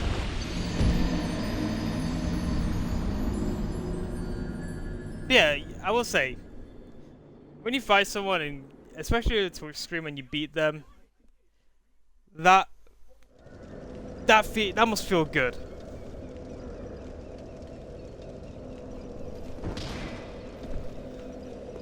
Honestly, that was my mistake. I used a life gem at the worst time, and I forgot about the triple stomp.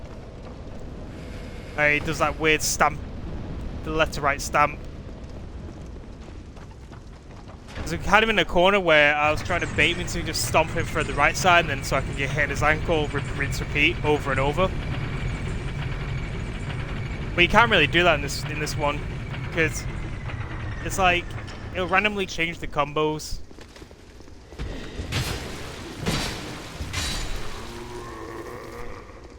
So for me, I don't know about you.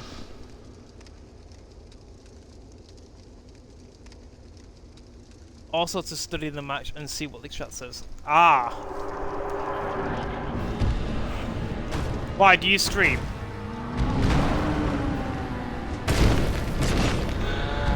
Or do you just watch others play Street Fighter?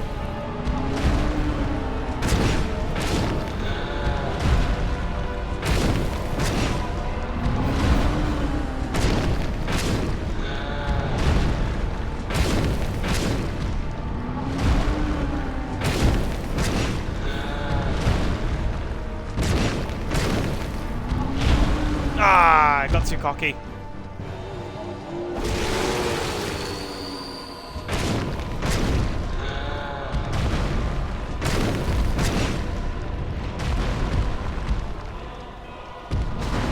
You know, I don't get about this boss phase. One, I can't see what the hell he's doing because he's so big. Ah. So when he gets back in this corner, I can't see shit. I don't know which foot he's trying to stomp with.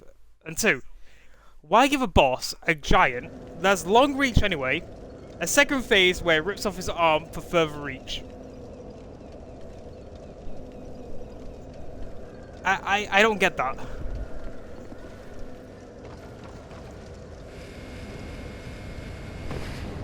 Nah, I'm doing it with the Covenant on. Fuck it. If I die, I die. If I don't, I don't. Fight to the end, baby. Fight to the end. It's like I said, I'm just making rookie mistakes.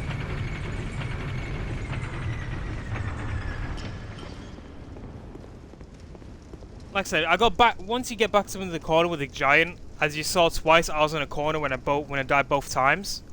I can't see, because how big the boss is, what foot it's raising, so I'm kind of like screwed in that sense.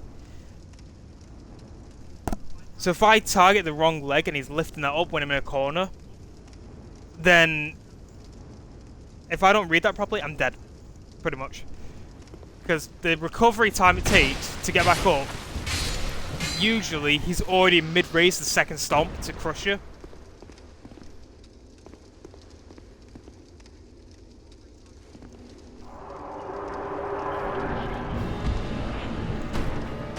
I agree with that.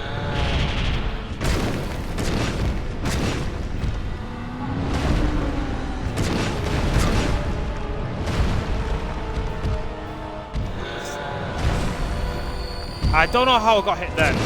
Roll. I pressed B and it did not roll. Okay. That was a fast one.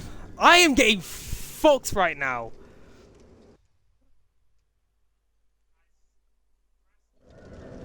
Why am I struggling?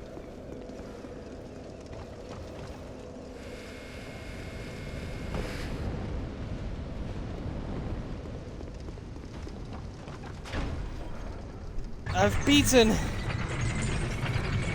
all the DLC bosses in Elden Ring fairly recently, and they're harder than this by a long while.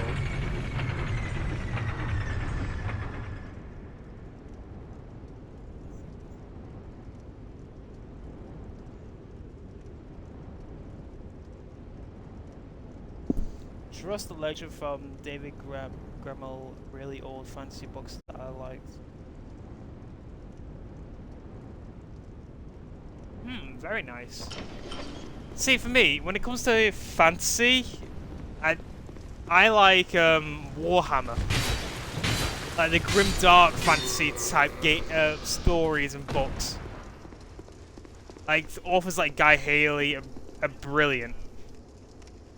Like right now, I'm reading through a book called The Dark Imperium Plague Wars by Guy Haley. Like, oh my god, it's brilliant. It is a great read. You're into Warhammer?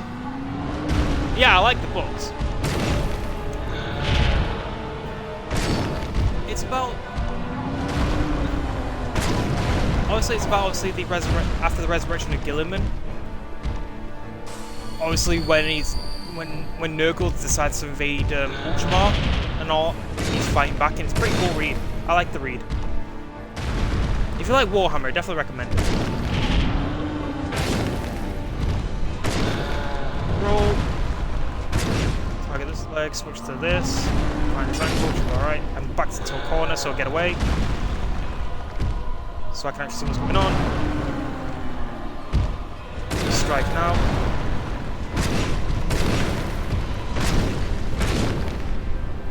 He rips off his arm.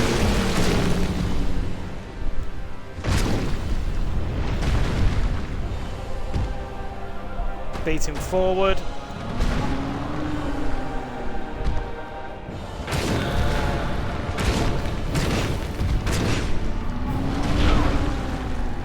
Ah, that's my problem. I keep leaving it so I have 0 stamina. No! I read that completely wrong.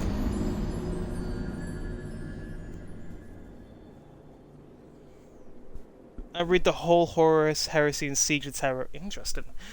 I'm starting to build a Space Wolf army.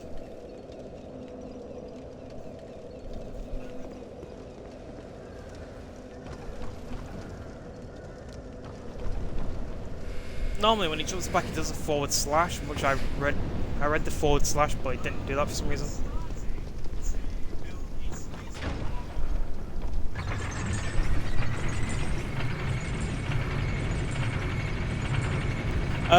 Primaris is something I want to do,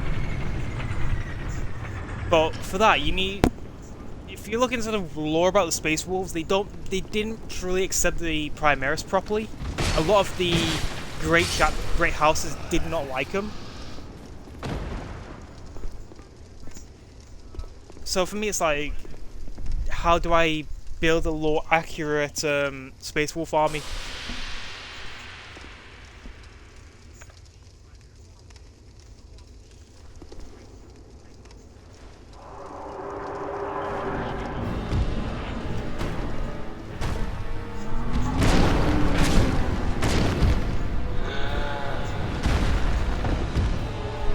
I get hit by that shockwave and I don't understand how.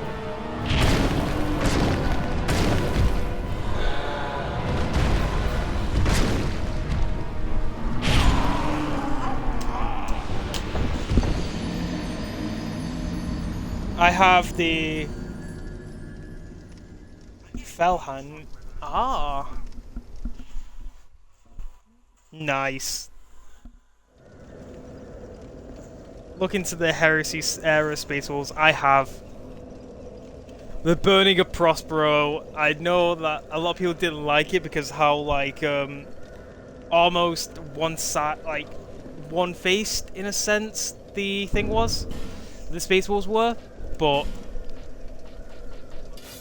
what can I say? I love the Space Wolves. They are legitimately my favorite legion by a mile.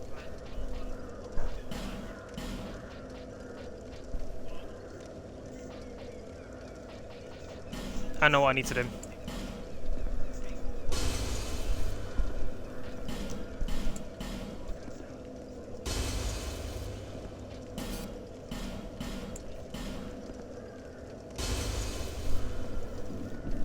I know what my mistake has been.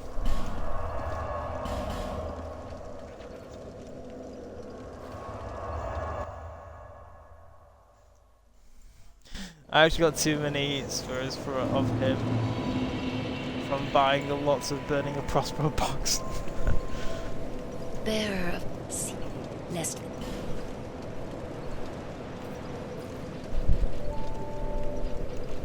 You make a good choice, though. So are you a fan of the Space Wolves or a different Legion? 'Cause then a lot of people I talk to are a fan of the Dark Angels.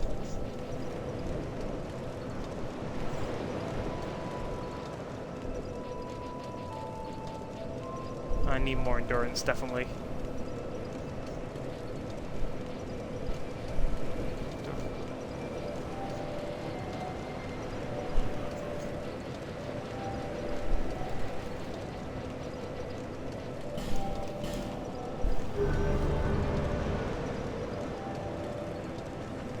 I'm collecting everyone's first founding legions for the Horus Heresy.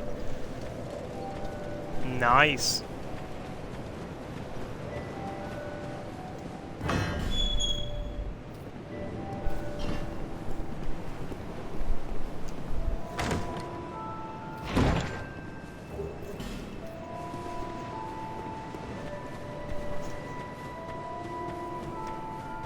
See, I want to do that, but one, collecting all these figures is super bloody expensive. So I'm trying to stick with one legion at a time. So I'm going with my favorite legion first, and then, you know, etc. Work on from there.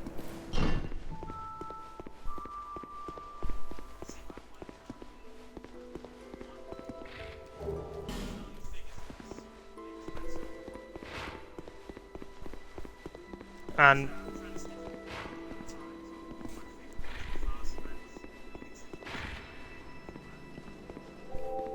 that's why I hope to God the next Primarch they release is Layman Rust. I love for the return of the Wolf King.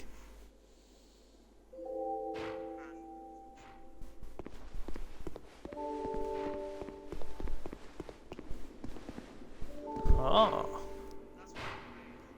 I got some firstborn characters, Space Wolves, and Grego, Quam, Iron Priest, Bulwark, the Slayer. Not bad. Pretty good set you got there then.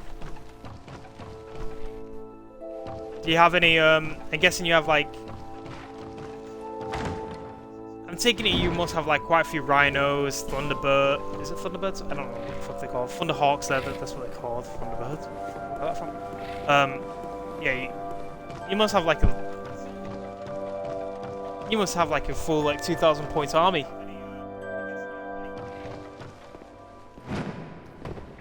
Oh, you don't need Thunderhawks.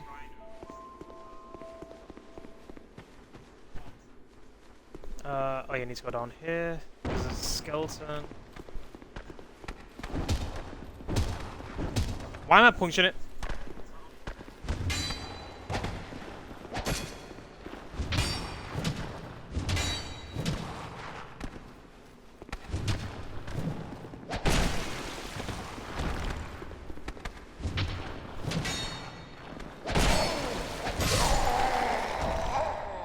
Did we kill each other? We killed each other. Quite a big model, really.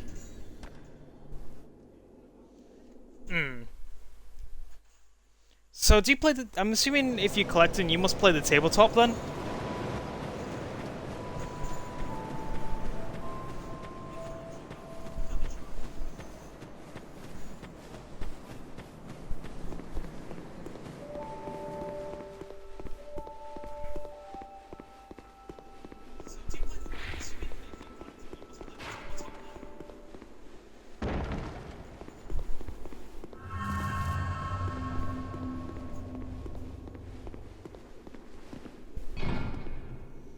Play 40k in the second and third. Ah.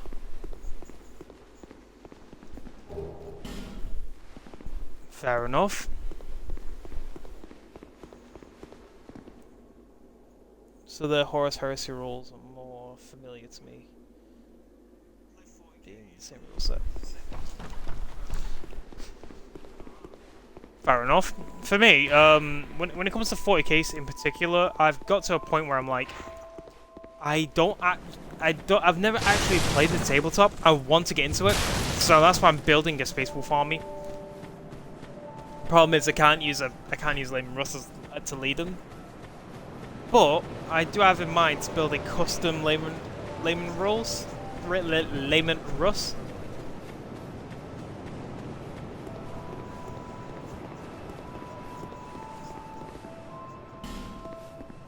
You did her.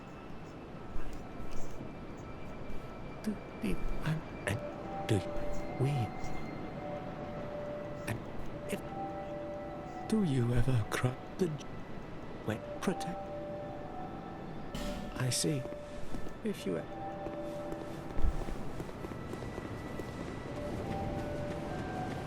Oh, my shot's broke. Give me a sec.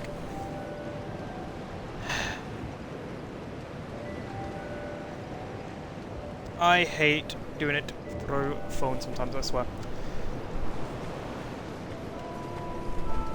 Okay, now I should definitely be ready. I think my major problem was the fact that I was a complete idiot, never leveled up. I got myself screwed over multiple times because of the fact that I never leveled up. Especially my adaptability, like I said. Dodge rolling in this is super bloody important.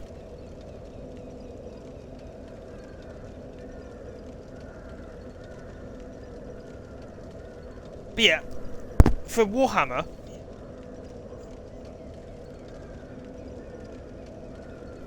I don't have the Layman Russ model yet. I have not seen it. So I have not seen it. And they're not releasing a Layman Russ for 40k too, which is sad, because he hasn't returned yet. So that's why I'm building my own custom one. So I know what Layman Russ looks like. So for me, it's like, I'm going to build around that fact.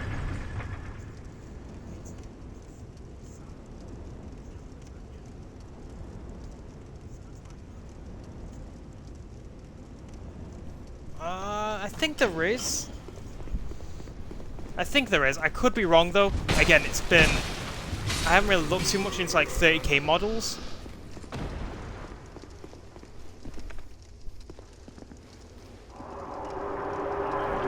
Oh fuck me! I didn't grab the other bloody Estus.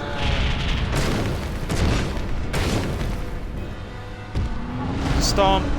He's gonna change legs. No, he didn't. Slash.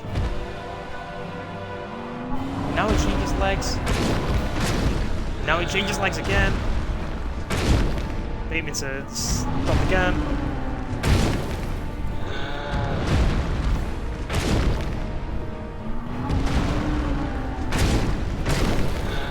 Nope, that's gonna hit.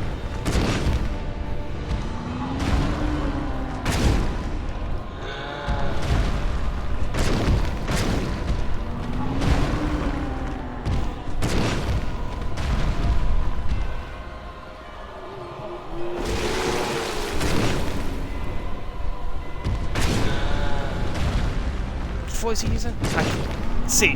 I actually don't know what the hell he's doing. Because it's too fucking big. I think he's doing a stomp. Now you back away. Lure him out.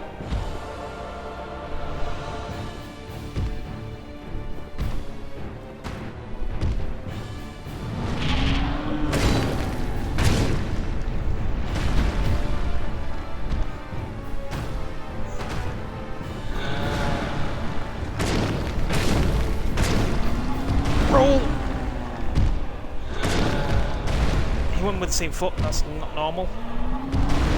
Switch. There we go. There is a Heresy era Layman Russ in Risen. I've seen it, it should be under £100 these days. Also, the base connects to the Magnus model for the dual diorama.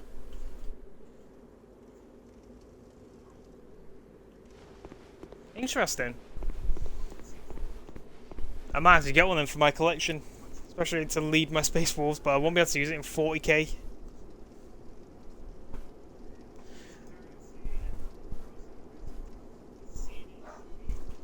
Can't wait though. I think that's what actually got me into the Space Wolves though.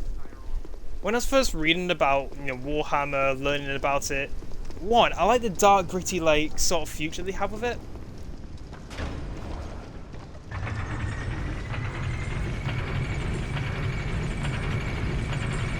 Yeah.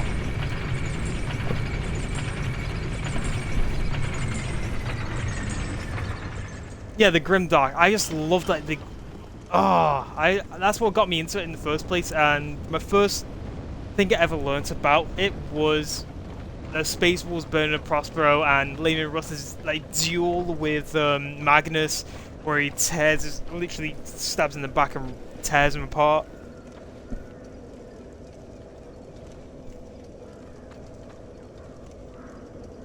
And Star Wars and every other sci-fi brand has become cringe. I read the book.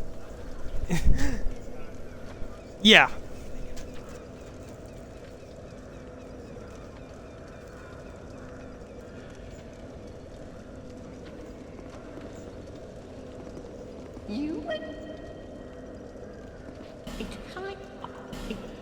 Now you should go to Magilla if I'm not mistaken. I agree. I feel like as it's progressed, I'm like reading like Star Wars, watching Star Wars and stuff like that. In a sense, has become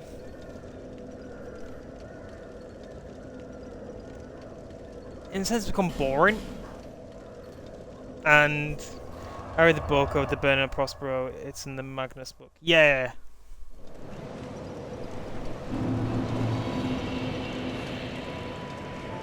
Is that a shard? Here, to see luck. However...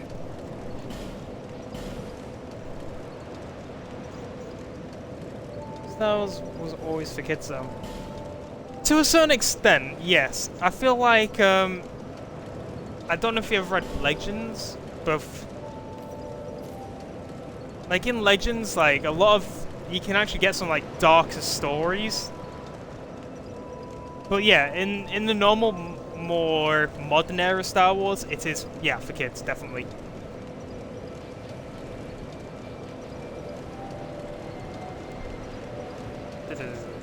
I could just raise them to like 19 now. I'm gonna raise it to 15.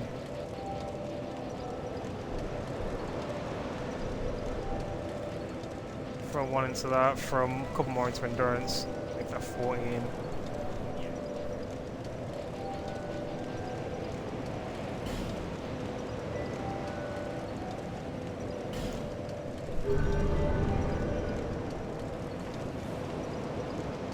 There was a depth to the original, yeah. The originals had that almost bleak grittiness to it, in a sense. Like, certain aspects of it was... I don't think it was, like, made for kids, the original trilogy.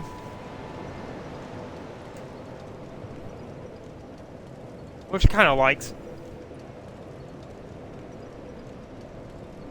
Yeah.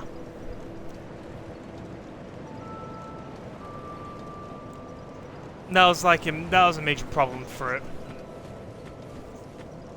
I can see why they made the prequels. And looking back on it, the prequels weren't actually that bad in a sense. I get why they had to make them, but it just wasn't it. And now you got the, obviously, the Rey saga. You got the, like... Oh, you got the, obviously, the Skywalker saga at the end of it, the last 3. Yeah, agreed. Oh, the sequel trilogy was, I don't know if you agree, was pretty damn bad. West. You can't...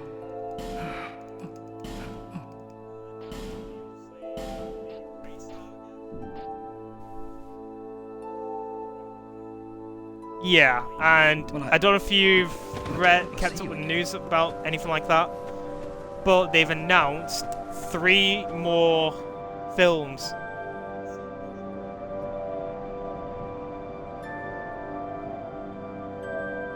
I think they went in Then they went into rewrite Hell when Carrie Fisher died.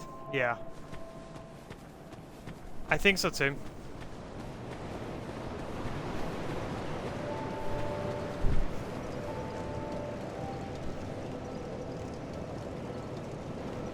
But they've announced a new trilogy of films.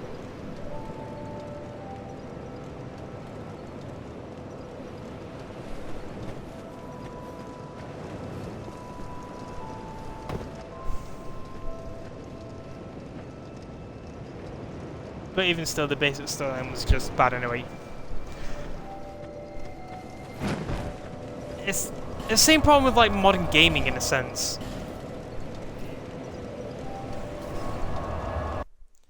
It's become too the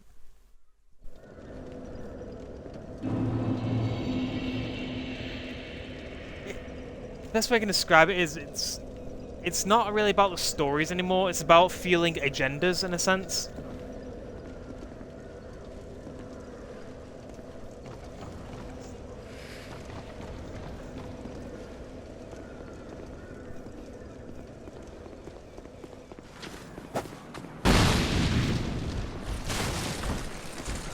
I'm so dead. I don't know why I attempted that.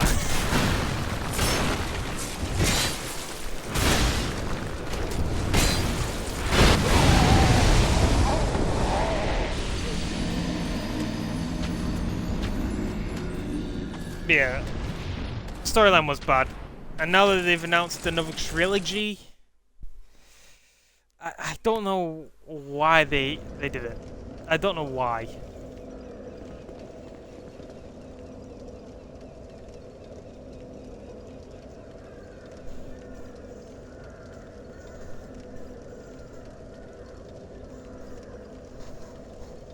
With Henry Cavill.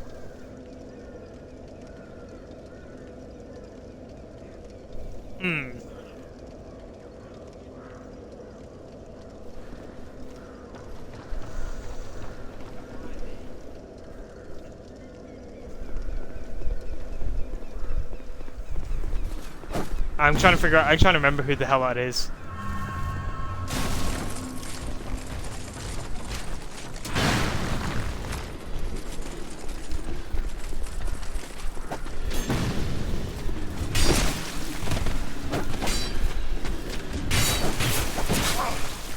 I'm being gangbanged, holy shit. Oh my god.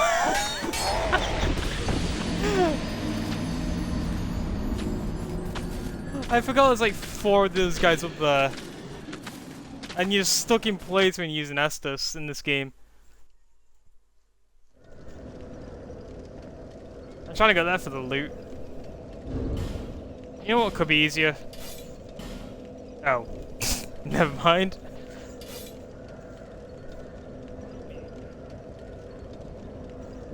I think I can still use it, it just won't let me use it well.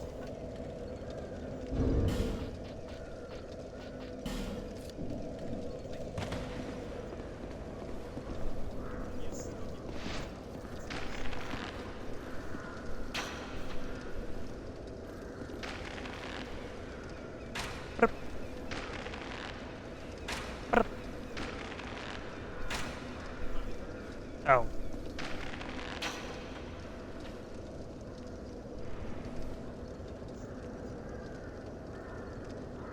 So it turns out Cavill's into 40k and is gonna front a 40k movie series.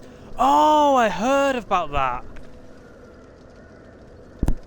Yes, if I remember correctly, he's now at odds with Amazon because he doesn't want agenda being put into Warhammer.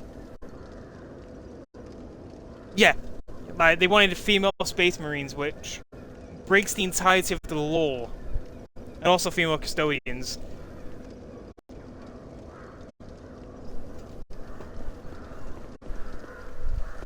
Which, in my opinion, I agree with his decision.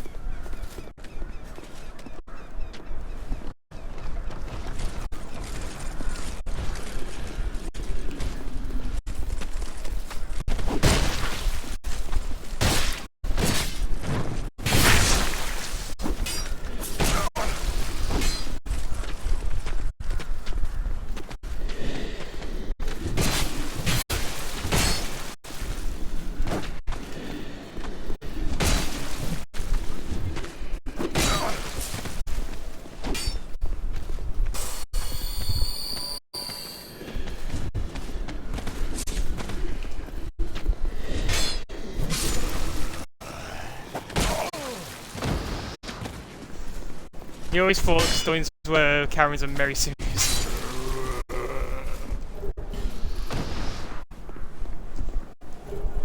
The way I see a custodian is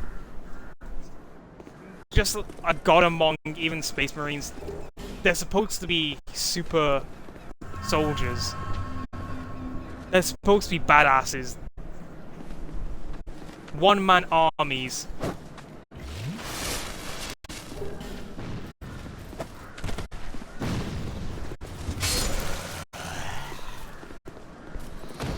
And to me, that's what they are.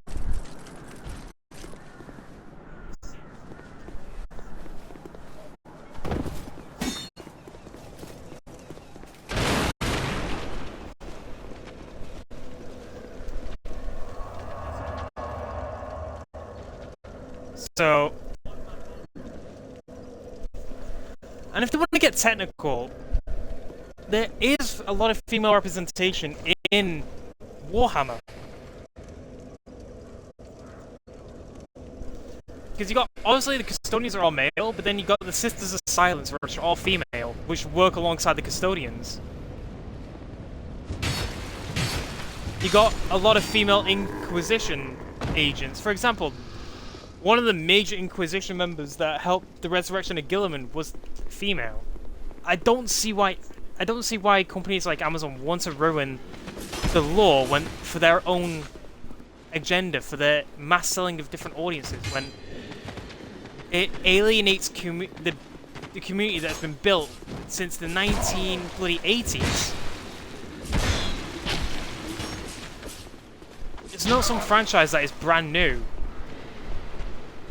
Warhammer's been around since 1987.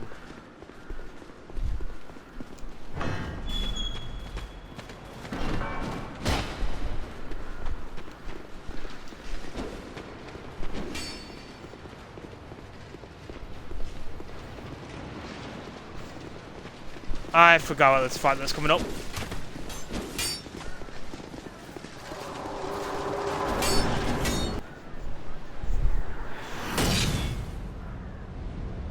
Yeah, there's a lot of strong female characters in the Warhammer books. Agreed. So I hope to God, for the sake of Warhammer, that Henry Cavill Games Workshop put their foot down and say, no, we're not going to do this show unless you stick to the lore. If you don't violate what made Warhammer great to so many different people. 1, 2.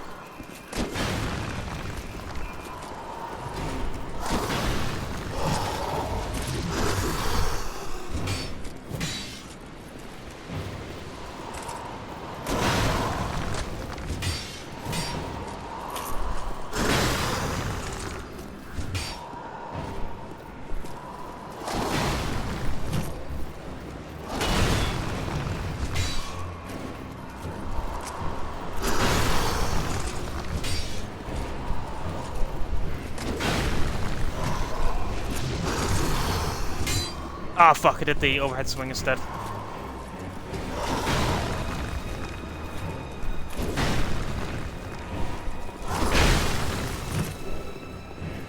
Come on.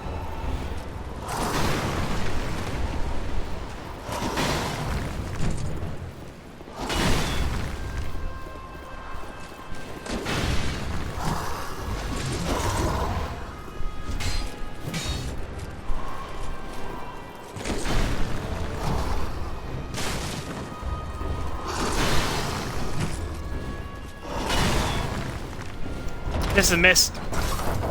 Yeah, that's wrong. Mistake. I did a mistake. I did a mistake.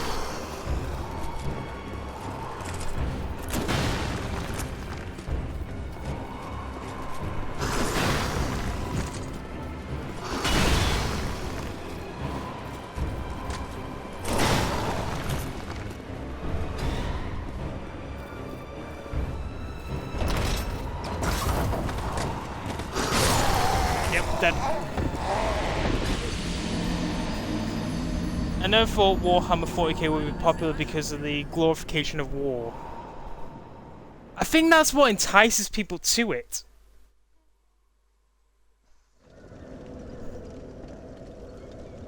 I do honestly feel like that's what entices people to it now. There are so much different stories you can make in Warhammer because the different planets, all the different factions.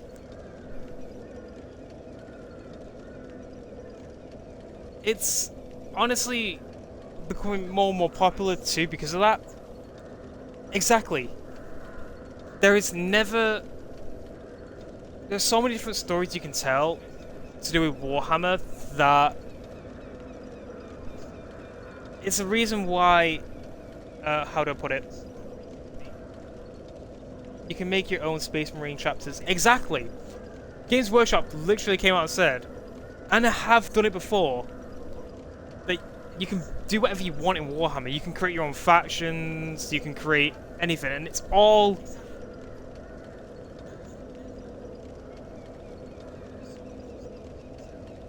Well, for Star Wars, the story ends when the movie does. Correct.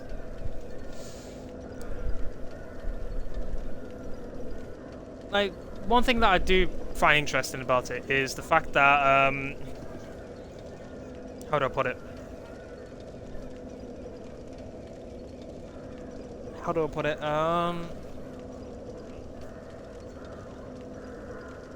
All the fan movies, for example, all of them tell different stories. Yes, a lot of them do get taken down. Usually if they go into borderline of canon, which is going to be written into one of the later things, but we don't go about there. But,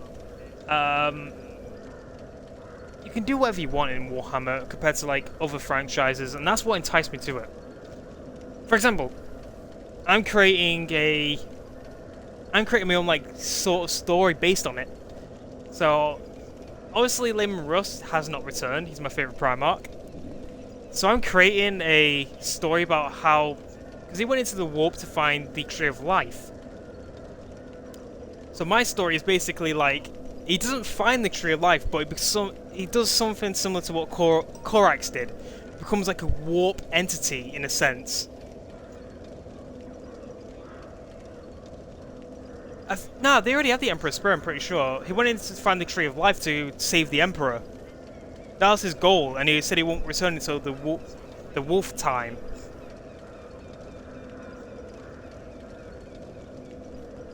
So, my story is based around he fails his mission to find the Tree of Life, and he gets sort of corrupted in like a good way.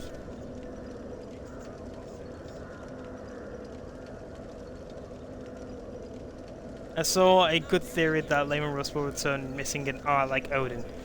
That would be pretty cool. That honestly would be pretty cool. But my idea that I'm doing for the story is Layman Rust basically returning as like a wolf demon type thing. Oh fuck!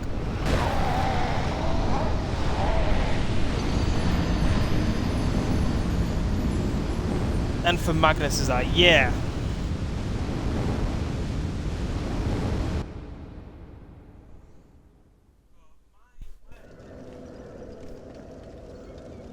So, we all know Layman Rust has the ability to almost counter out the warp with his howl.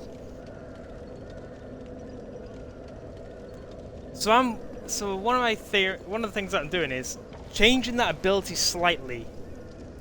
Instead of altering the warp, he turns the warp itself in his howl into almost spectral wolves that attack his enemies. And when the wolves bite the enemy, they actually like almost corrupt them and cause them to be transformed into wolfen. So he basically can create almost bestial-like soldiers through his howl to turn them against their own allies. And he uses it to slay like stronger demons and stuff like that to go up against his demon Primarch brothers.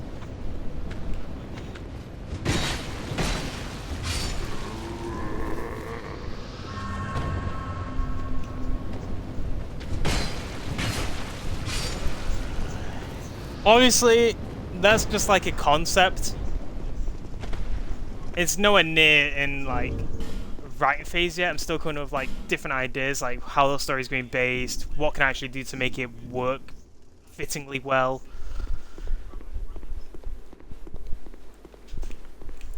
But it's definitely something I'm looking forward to doing. So I do think in the long run it could be good.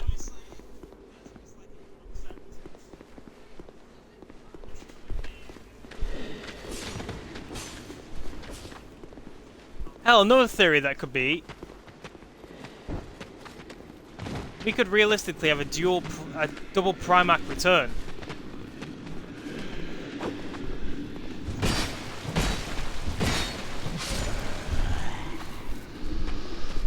Because it's kind of hinted at the fact that Gilliman has learnt about the War of the Beasts, aka Vulcan's fate. So what I'm kind of hoping for in the lore setting is Gilliman knows how to resurrect Vulcan. Because we know Fulgrim's returning to the fray as a Demon Primarch, and we know what Games Workshop likes to do. They like to release if they're going to release a Demon Primarch out into the, tabletop, they like to try and release a Loyalist too, to keep it balanced. And with Gilliman learning about the War of the Beasts that happened when he obviously got put into a coma by Fulgrim, it could lead to him discovering exactly, Vulcan's also perpetual, so he can never truly die. And the last thing he said to his legion was, you gotta find all the artifacts to bring him back. He'll return to the fray once his artifacts have been recovered. Gilliman has now fully learnt about the War of the Beasts, as stated in the most recent novel.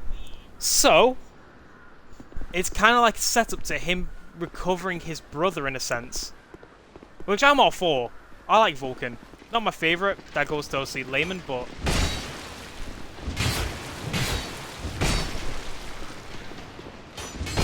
I feel like Vulcan is the most human of all the Primarchs.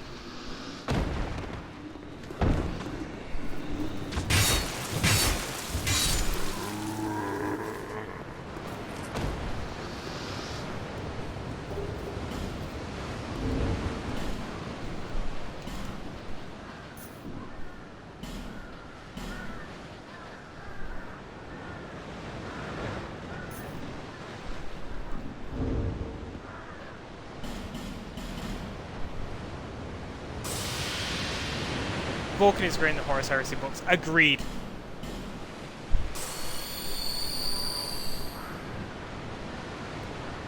So for me, my favourite Primarchs go Layman Rose. Then it's what's his name? The Khan. So I like the fact that the Khan's just a speed demon. He's also got the most level-headed, in my opinion, of all the Primarchs. Then it's Vulcan. Then it's Korax. And then, slightly, I would say, unpopular, I also like Mortarion. They're like my top 5 Primarchs out of all of them. Hello, the Pursuer.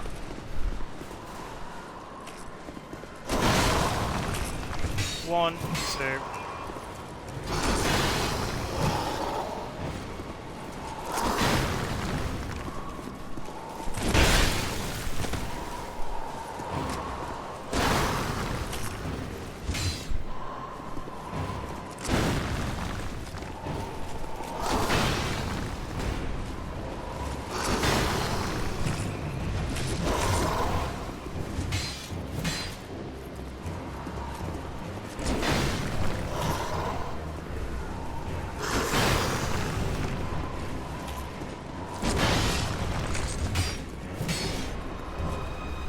I need to upgrade this weapon.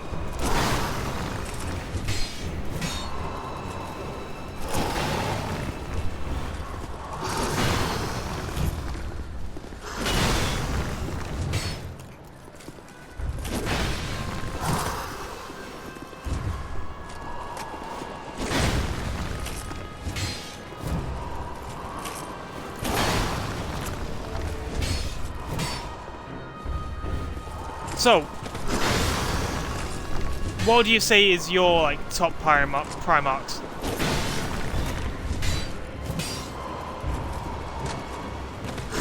Ah, damn, that's way too late.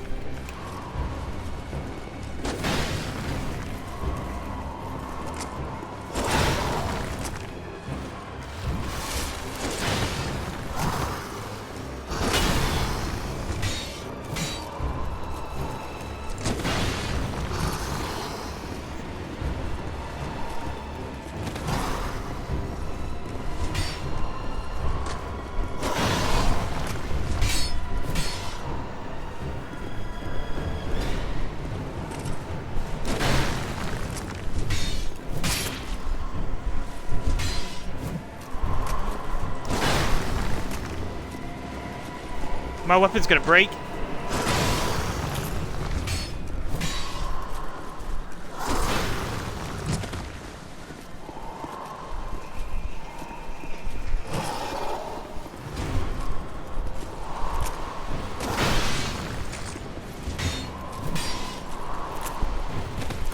Damn, that way too late. Oh my god, can't believe that didn't hit me.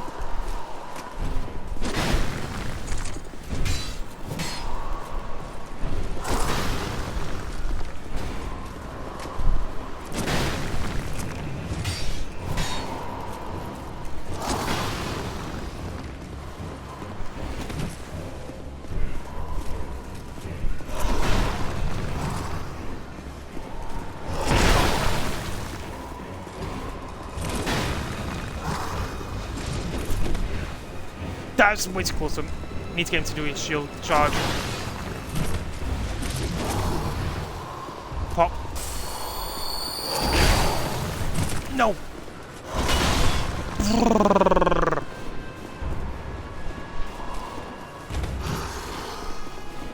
Pop.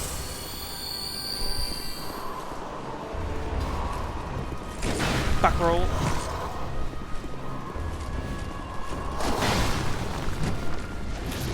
Roll. 1, 2.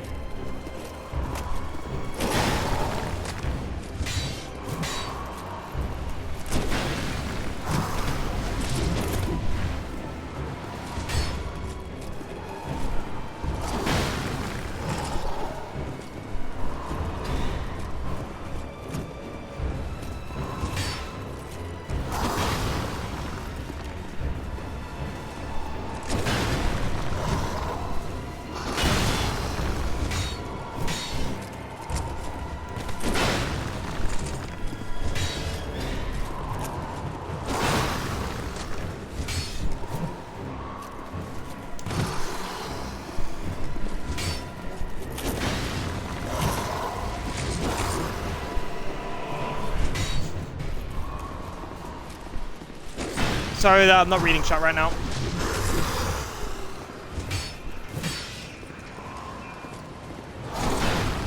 Just focusing on this guy.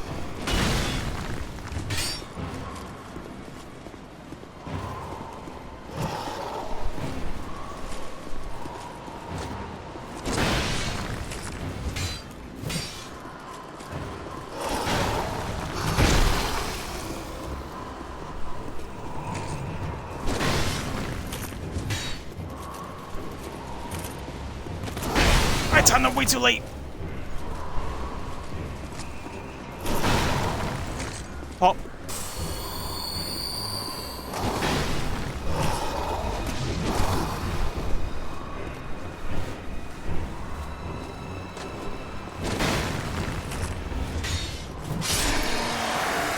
There we go.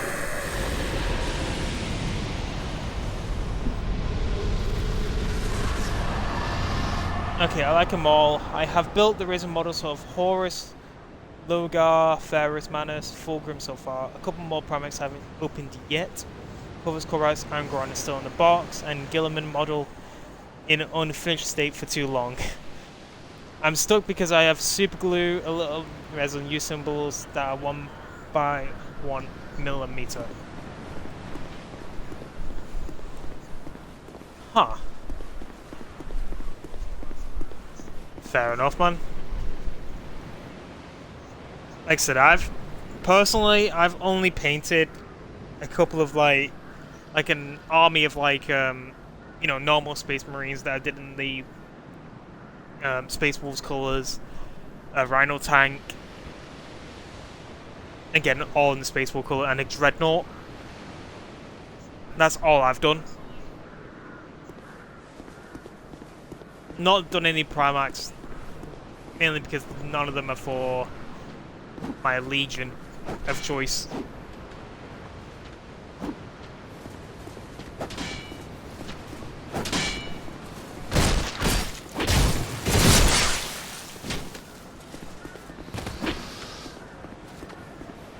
I suppose I'm taking this guy on with my axe about to break.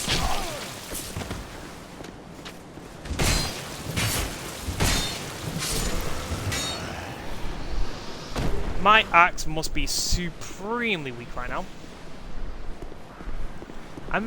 If I remember correctly, you go down. Is it this way you go down to get the armor? Yeah.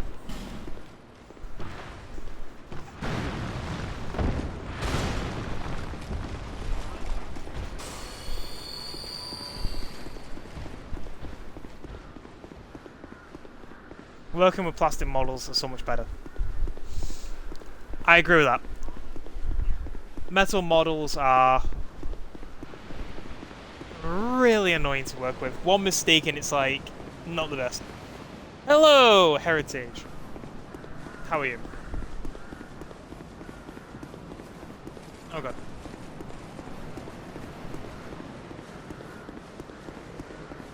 Good to hear. Good to hear. Alright. Time to curl up in a ball and get carried by a crow. And not too bad, not too bad. Just vibing playing this game whilst talking about Warhammer 40k.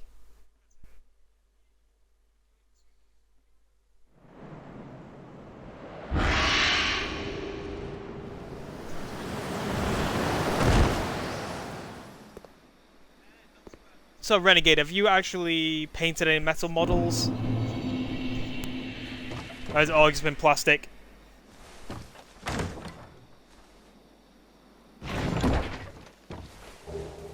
Human effigies.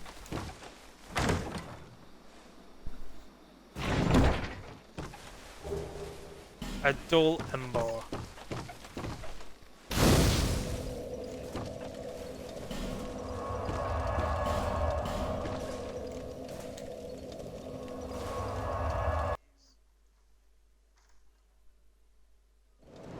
I've painted metal models back in the old days.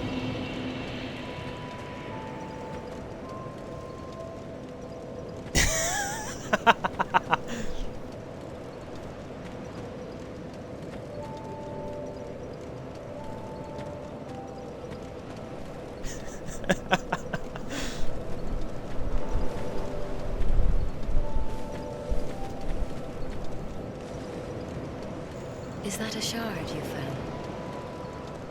Here, let me see it. To see, however. Upgrade.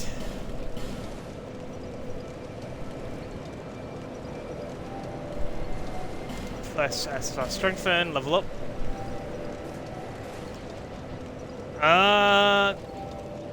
What do I want to do? Make that 15, make that 10, push that up to 15 if possible, and dexterity try and get to 10.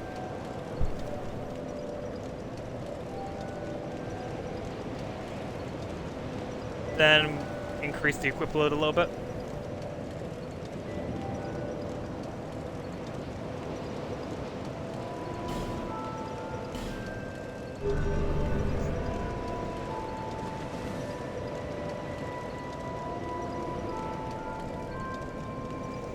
Law, you thought I was an artist or designer. Oh, but what if it happened? Although he does offer sound, perhaps he is a foreshadow. That's rude of you. Completely forgot about that. All the emotes and stuff. Oh.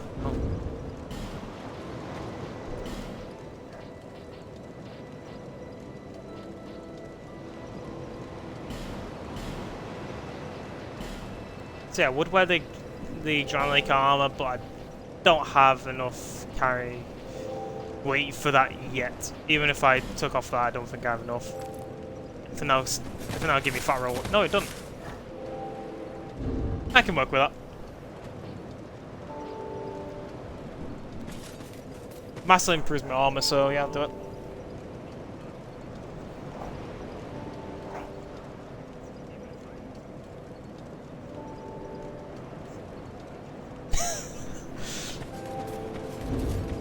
Sure, I've seen that before, man.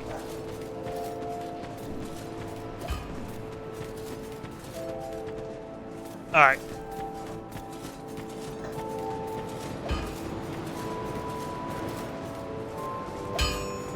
And a man, not. Oh, you're equipped.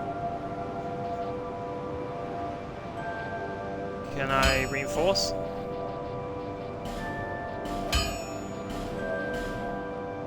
It's probably not the best thing to reinforce right now, but whatever. But you, I do. Yeah, I'll be yeah. around. I swear, these guys have no faith in me.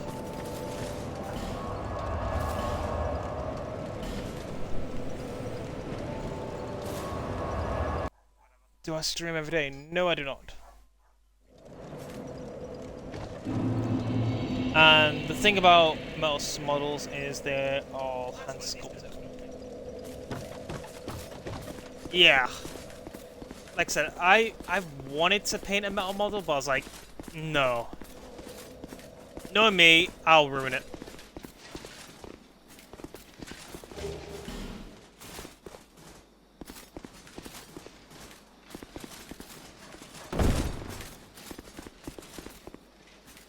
If I remember correctly, I just killed you. Why do you want to try and kill me again?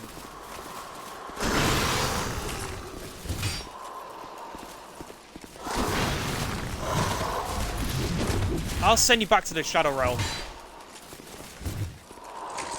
Uh-oh.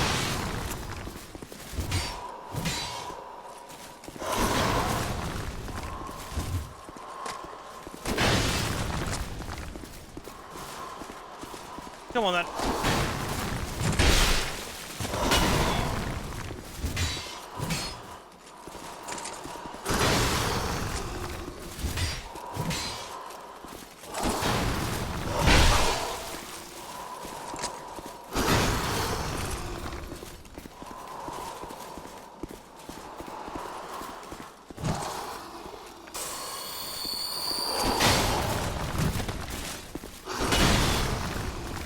Alright.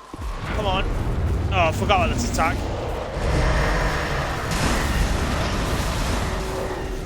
Of course you curse me. You son of a bitch.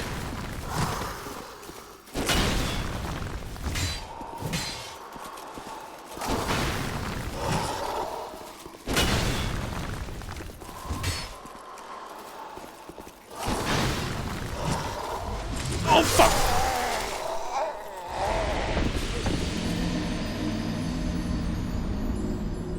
While the plastic models from GW these days are computer designed, I have all the old metal Ranger Blackmane software. Somewhere. Oh. Don't know where I read that software, sorry. That's actually pretty interesting.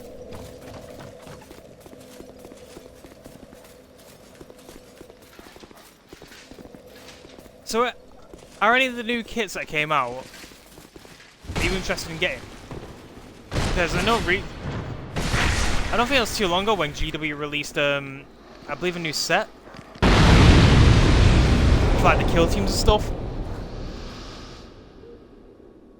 I have not seen the new Rangers, no.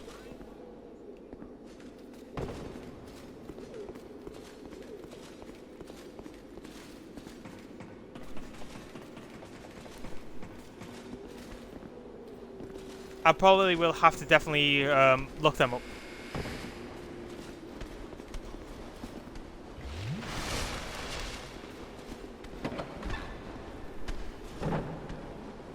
Ragnar Blackmane. Ooh.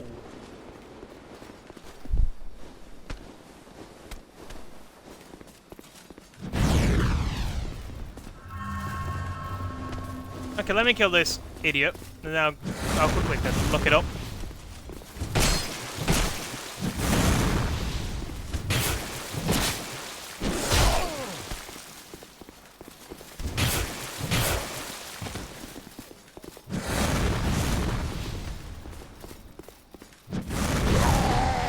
Die!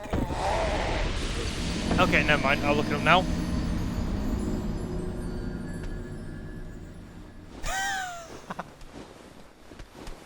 I know about the character, I don't know about his model.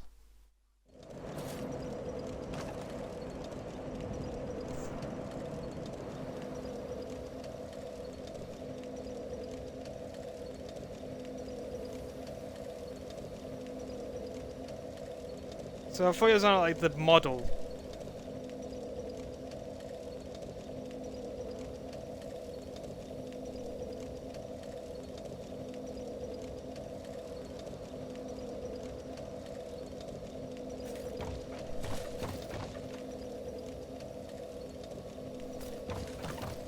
Because Ragnar Blackmane, if I remember correctly,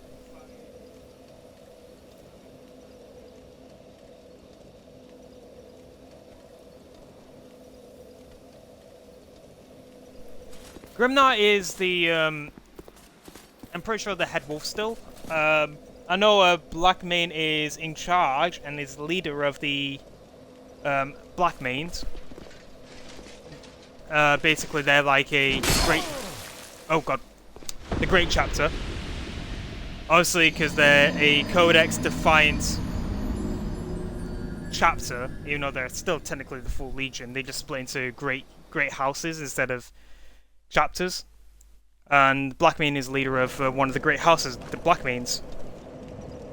And... I should say great companies, to be more specific. And he also, I believe, suffered a serious injury, which made him have to cross the Rubicon, being one of the, I believe, only leaders that became of the Great Chapters that is a Primaris at the current state. If I'm not mistaken.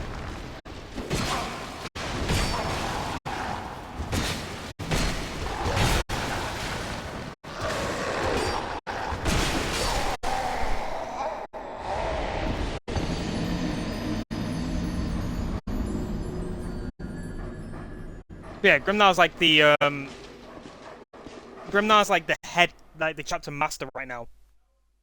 Yeah, he leads a company. He's the head of the Blackmanes, which kind of makes sense when his name is obviously Blackmane in it.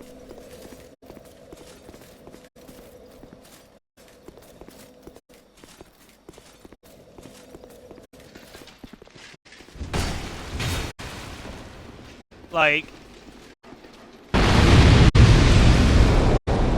one of my favorite things about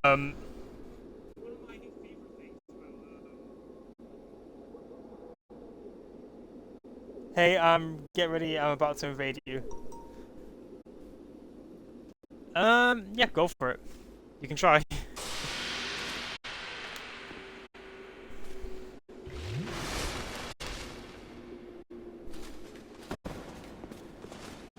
And yeah, to be fair, the lore of why he became a Primaris is pretty decent.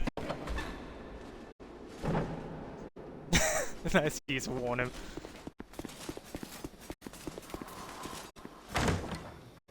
That's if I don't get killed by this guy.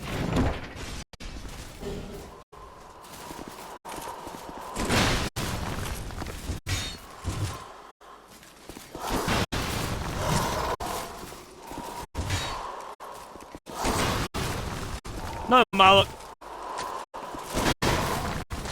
With how bad I've been playing, I'm gonna get killed by this dude.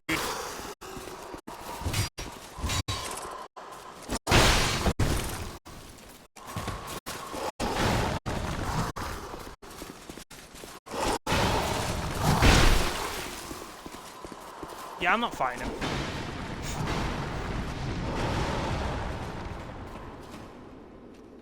You may disappear now.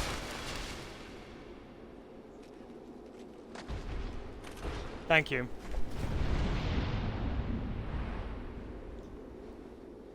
Yeah, I'm gonna be about 3 minutes. Bring your A game. Quite a few times I joined the chat during an NPC invasion, and the streamer has been convinced it's me invading. I don't usually get invaded much.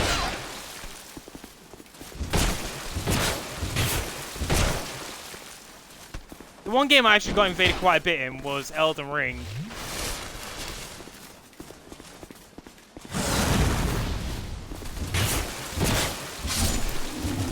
So Elden Ring was the one game where I had constant invaders. They're being more active. True. The thing is about me though with Elden Ring, I play way better at Elden Ring than this game. I do feel like in some regards this game's a little bit more, I want to say choppy in a sense.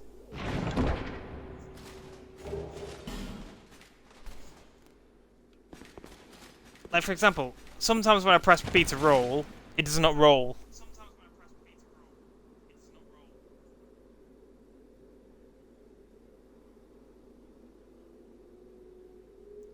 At this point in DS2, only invaders are here because they can get wins on someone doing their first playthrough. I'm on like my 600th playthrough. Not exactly that many, but I think I've played this game at least 20 times and beaten it. Don't. Yeah, you're gonna say that.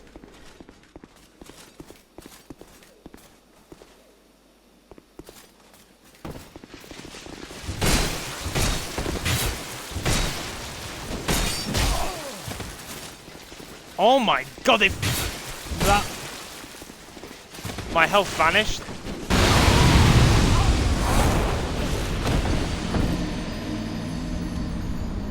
Stamina, that's what I need.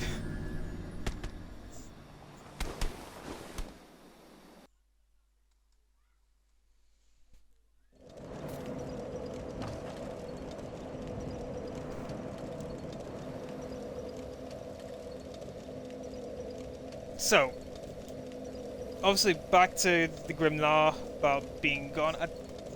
I'm pretty sure Grimnar's still around. I know that one of the things that got me into liking Grimnar was the fact that it's called the Monks of Sorrow. If you read it, I don't know if you read it or not. Actually, you know what I should do? No, I need to. If I head back to Majula and do the other side, I can unlock both sections. It's a really good read. I'll try not to spoil it. It predominantly it's about the Grey Wolves and not the Grey Wolves, the Space Wolves with the Grey Knights and the Inquisition. It's actually a really good read.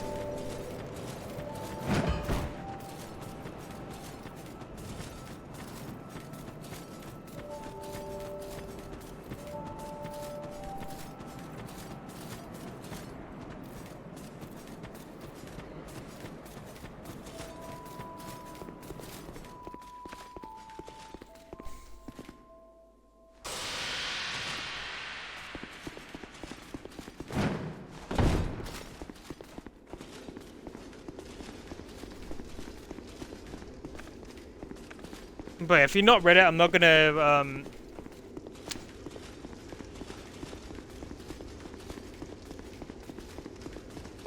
spoil it for you. If you're into like obviously, I know it's after the Horus Heresy, because this was after obviously Layman Russ went into the warp.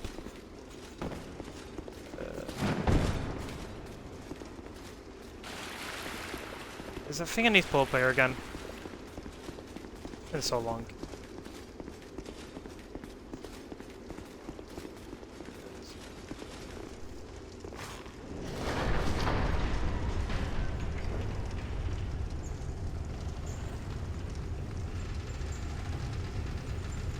You're not really into... Okay. So anyway, what got me into Grimnar specifically?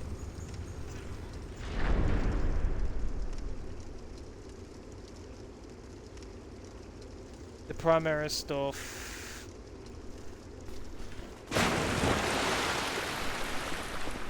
Yeah. That's fair. I know that one of the things I've heard was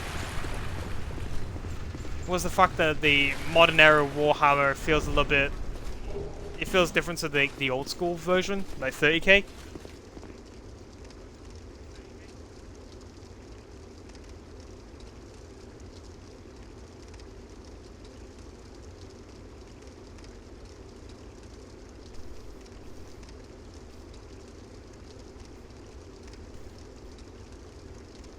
And I thought that they weren't really gonna.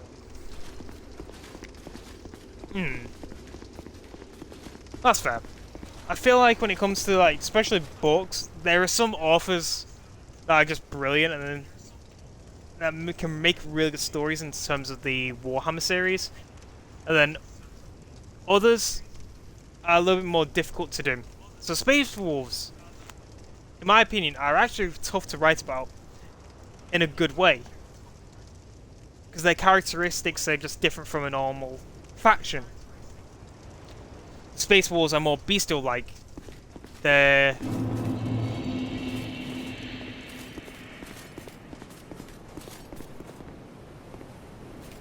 So, for example, what I liked about the story, about the Months of Sorrow, the Space Wolves were tasked of basically fighting back against Ruin's Chaos, a chaos infection on the planet. And the Inquisition and the Grey Knights randomly appeared. So Grimnar was like, okay, seems really suspicious about why these guys are here. So he has in the back of his mind, he's already thinking, okay, these guys are going to get slaughtered. And then, after the battle was over and they won, and they forced back, the demons of chaos, the Inquisition opened fired and started killing everyone. So the Space Wolves literally blocked their shots of their spaceship, put themselves in between the fire and range, and didn't shoot back, which is unlike the Space Wolves. And then, after a while, they basically got... I'm trying to summarize it the best way I can. After a while, like, this weird hit-and-run thing that they were doing, Grimnar got so pissed off, he just teleported onto a Grey Knight captain's ship, sliced him in half, teleported back onto his ship, and then went to Fenrius. Obviously, the Inquisition were beating him there, so he called ahead and organised the entirety of the Space Wolves' great chapters into a legion again, and baited the Inquisition and the Grey Knights into their home planet, homeworld. The only ship they saw originally was a damaged, a wounded Space Wolf ship. The rest of the planet seemed basically empty. And then behind them, out of warp, the entirety of the Space Wolf fleet appeared and started attacking ferociously the Grey Knights and the Inquisition. And the battle was so bloody, the Grey Knights basically did a ceasefire order. They ordered a treaty to be signed to stop the fighting, because it was that devastating on both the forces.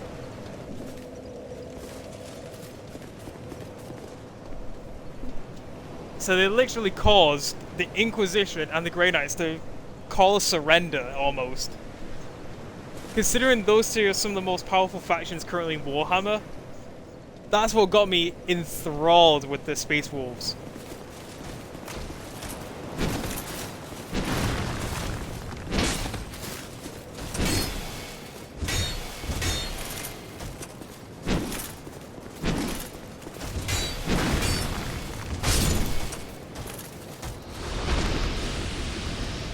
Bunch of furries.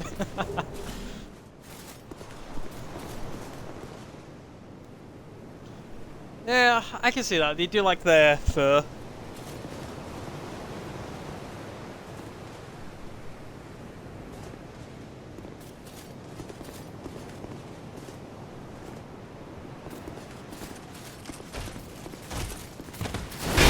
I mistimed that. I mistimed that.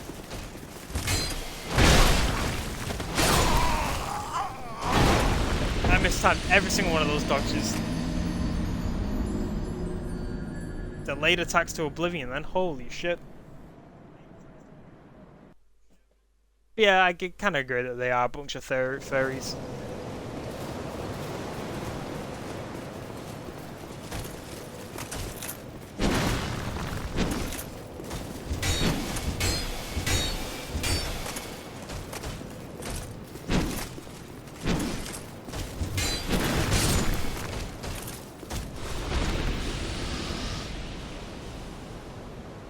Well, the term fits. It does.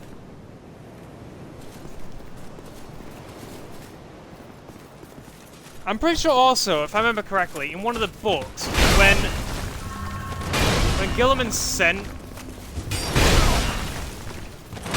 Primaris Marines to back up the Space Wolves, they killed the custodians that were guarding them, because they didn't like them. So did the Grey Knights, if I'm not mistaken, too.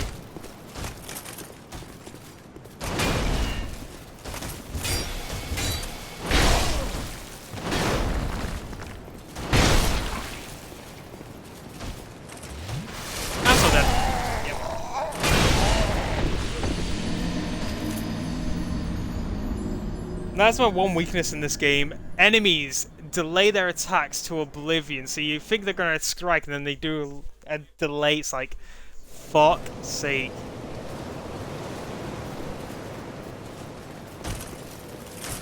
Here we go again.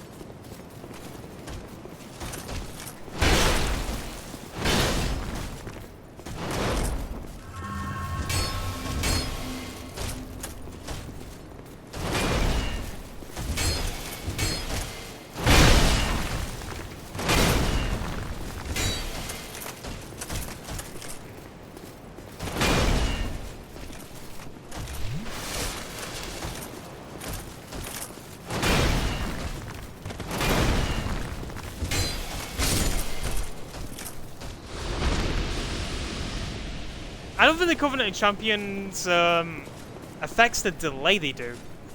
I think they just increase damage, don't they? Like, it's like they hold certain attacks just to it forever. I know they increase the damage and all, but it's not the damage that's affecting me, it's more the delay. Because I'm expecting an attack to happen, but then they just hold it for so long.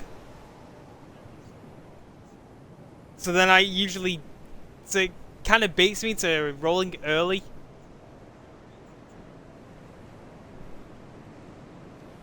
So the damage isn't the problem, it's more just the delays in the attacks.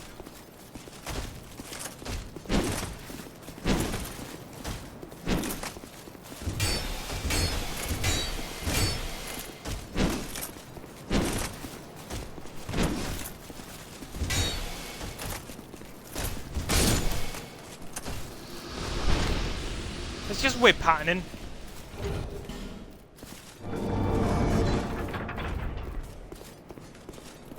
Now this boss can be cheesed so easily. Honestly, I don't know if anyone knows, if you're watching this, but you can kill him from here.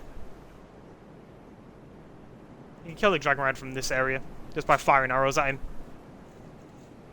In my opinion, that is a bit too cheese. The fact that you can kill a boss without even stepping a foot in the arena. I think you can do that with a few bosses in this game, if I'm not mistaken.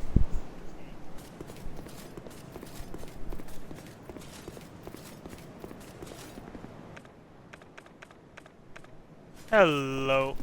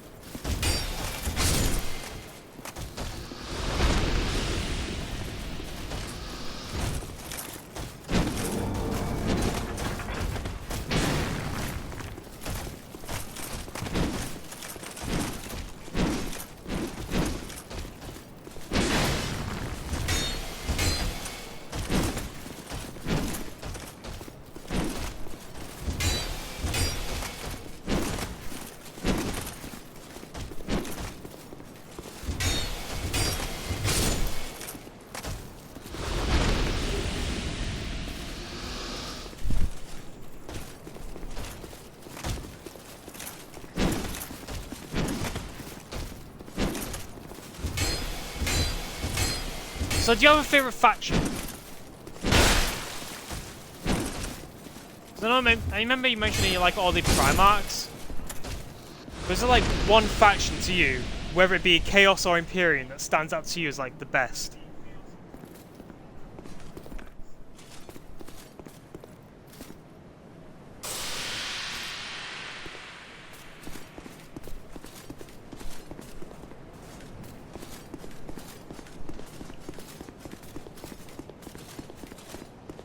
You know, I'm gonna find one common ground.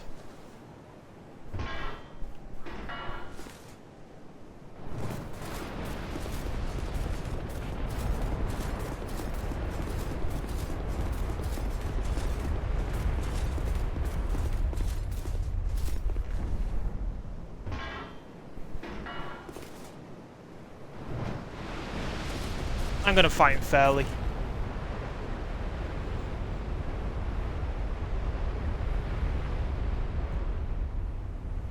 I'll get on the Gal Vorback. Nice.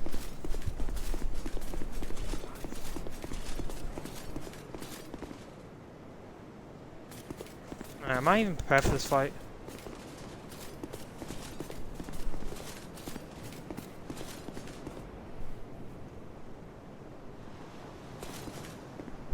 Nope.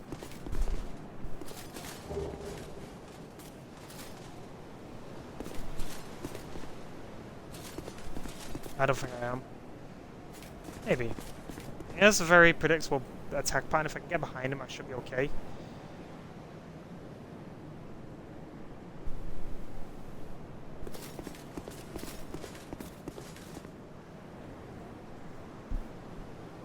The original possessed Astartes, a symbiosis of human and demon souls in the same body.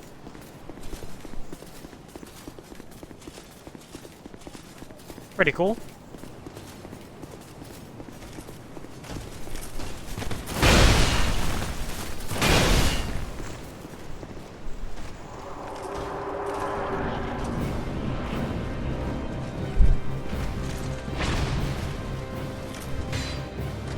I thought the Gale Vorback, was part of the Serrated Suns chapter, originally, of the Word Bearers.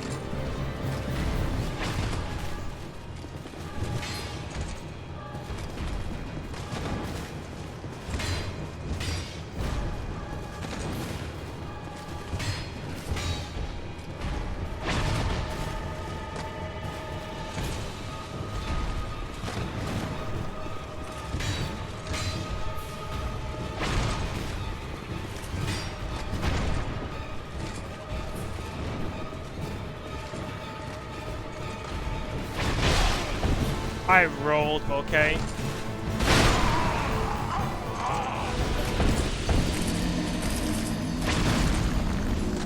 Serrated Sun. Thought so.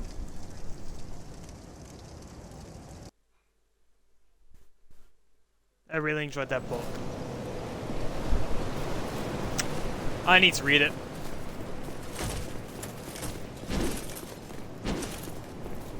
There are a lot of books in the Warhammer series that I want to read.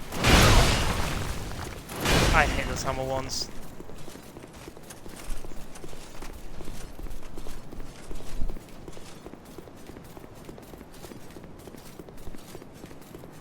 The Blessed Lady.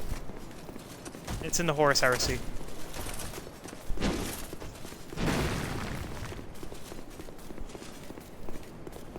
Yeah, when it comes to Horus Heresy, I think I've only read maybe one or two.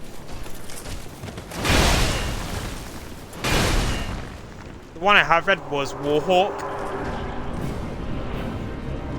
Warhawk Siege of Terror. I rolled okay.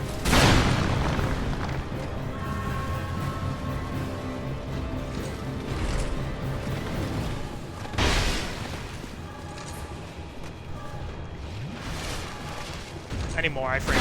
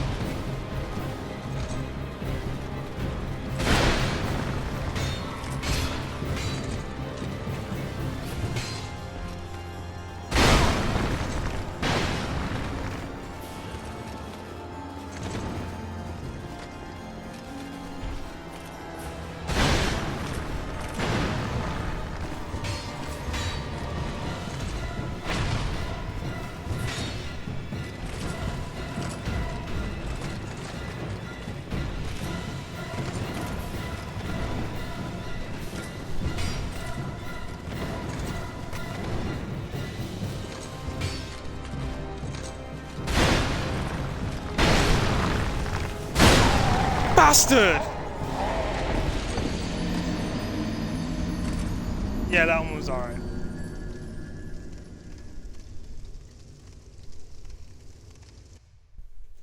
He did 3 power attacks.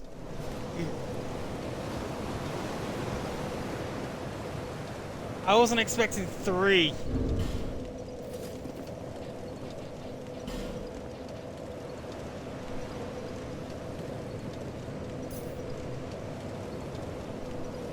Son of a bitch.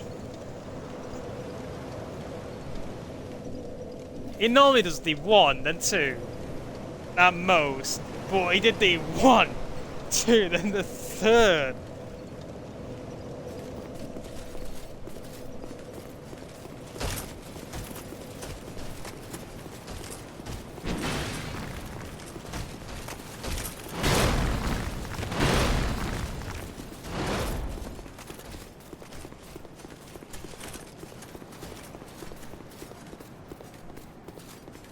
I believe after this boss, if I'm not mistaken, it's the Flex Eye Sanctuary.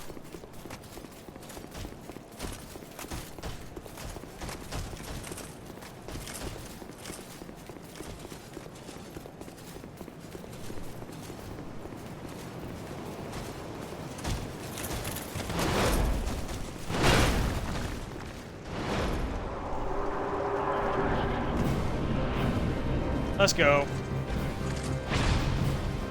So you start with that, eh?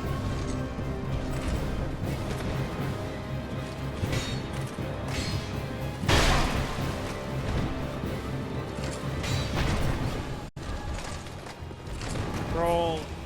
Roll. Heavy attack. Light attack. Back up a bit. 2. Thrust, heavy attack. Staggered, heavy attack. Heavy attack. Roll. Got his shield up.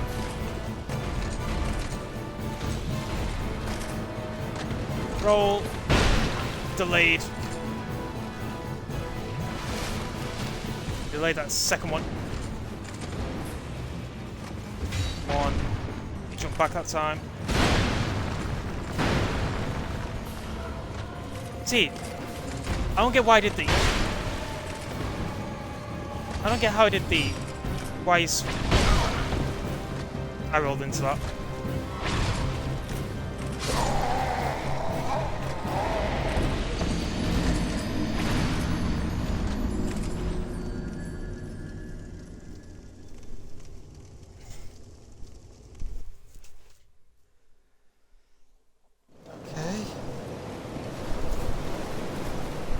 That's annoying.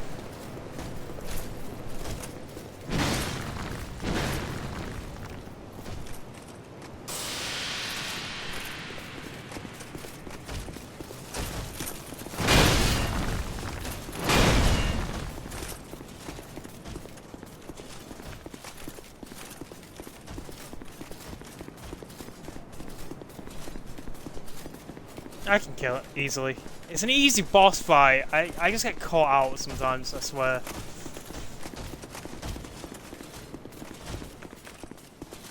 Is this my luck?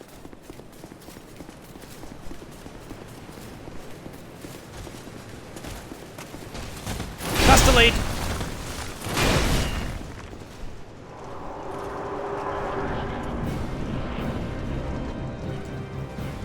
He's gonna do a thrust usually. Yep.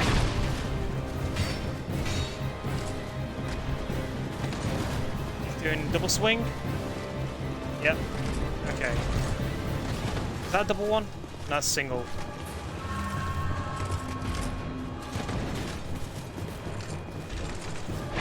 He's doing a thrust. So when he's doing the thrust, roll to the right. Heavy attack. Light attack.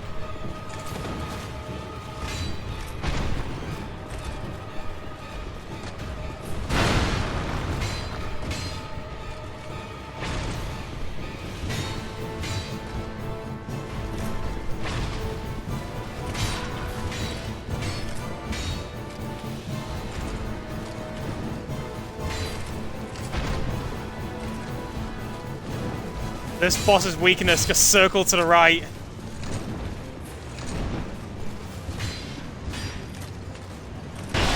Oh!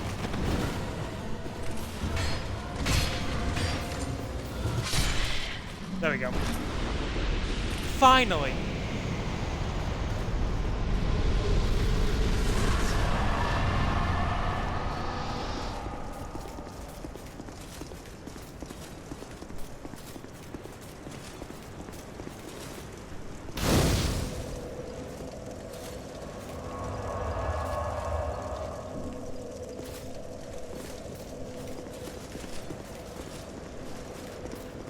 Are you from these? My name is... Yeah. Oh, you sell the miracles, don't you? Yeah. The... Why did... My... And... So... And... I expected this without any... To a plate. Sorry. No need for miracles. I don't need any miracles. And I have just pure skill. Skill of dying over and over and over.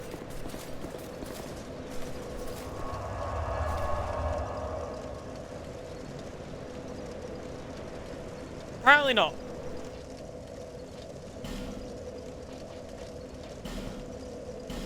Kinda sad I was hoping to get invaded.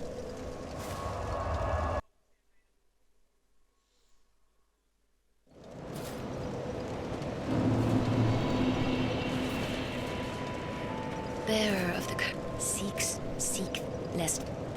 Yeah.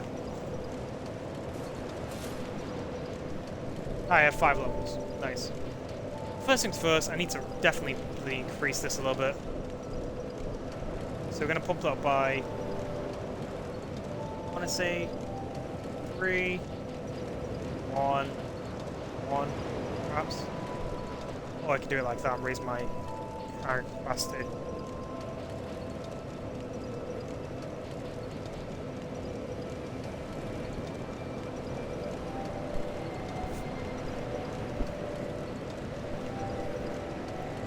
I know I don't have a good weapon. Not yet, anyway. I'm only using a +2 axe.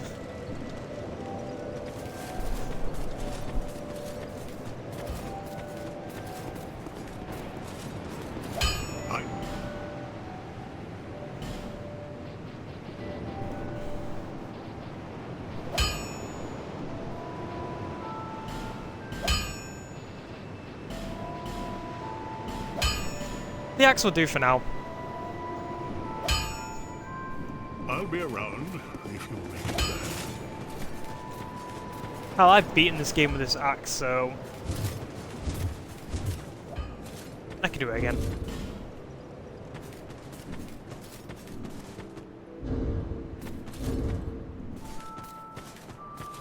I'm so used to pressing the pause button now to fast travel, it's insane. I want to head to...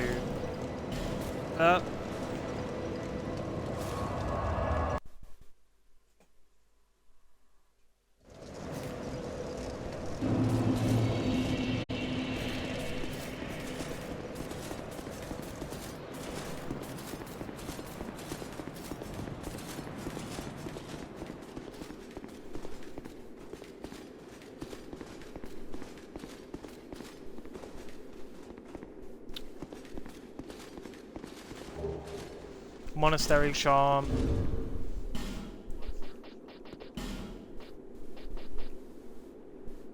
Yeah, you're right, the Monastery Charm does increase HP too, fucking hell. There is so much stuff that heals you in this.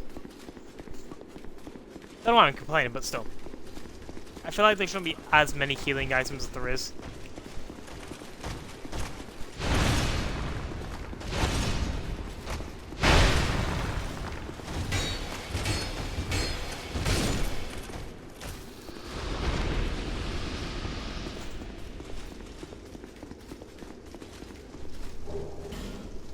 Ooh.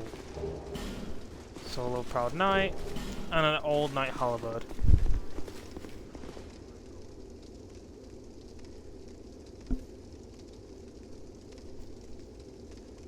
my Druss character started with a hand axe and ended up with a bandit great axe. It had to be a double-headed axe at a reasonable size. Fair enough. For me, I played as my first playthrough. I played as a lumberjack, surprisingly. So, hand axes were the way to go. Don't ask me. I don't know why I played as a. I don't know why I thought a lumberjack would be a great idea. But thought, you know, fuck it, let's do it. So I end up beating the game with this bloody axe.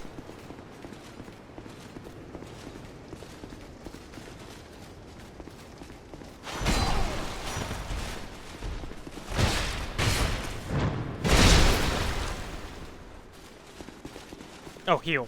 Perfect time.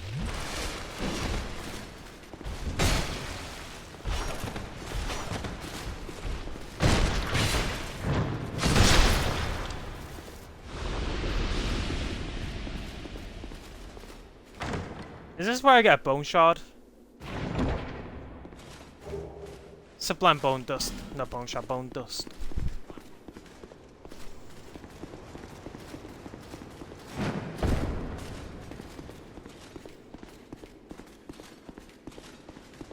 I still remember the build for the lumberjack. It had insane stamina, insane health, and a really good amount of strength. And that was basically what I built around: high strength, high stamina, and high health. Nothing else.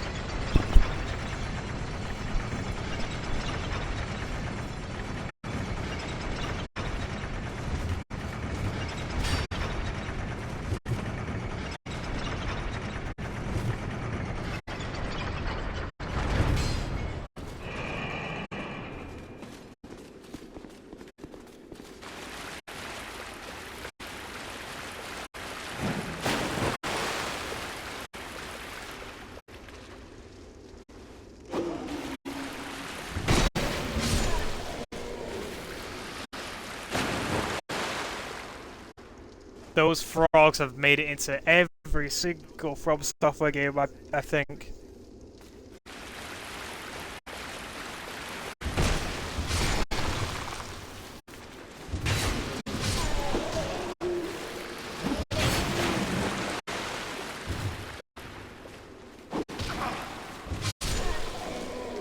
How dare you punch me? There is a lot of bloodstains there. Did they all die to those things?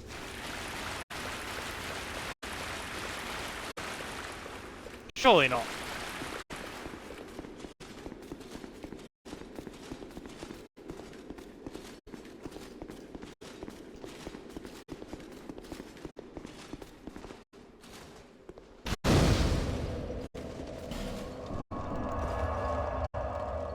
That fast travel loading. Yeah, double-headed axe is always fun. Can't go wrong with a double-headed axe.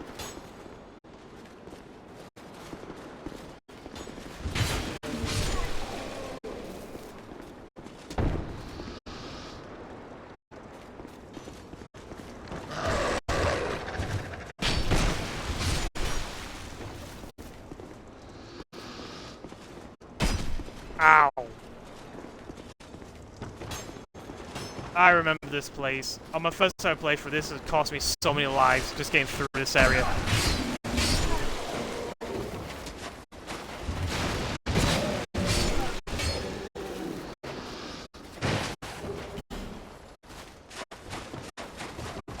Mainly the Wendigos.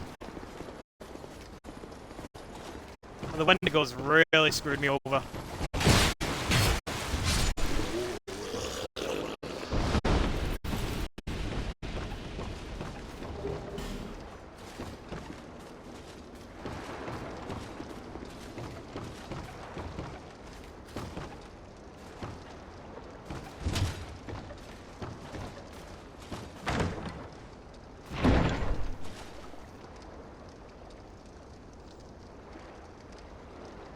It was a very awkward weapon to use. The tracking was so bad in this.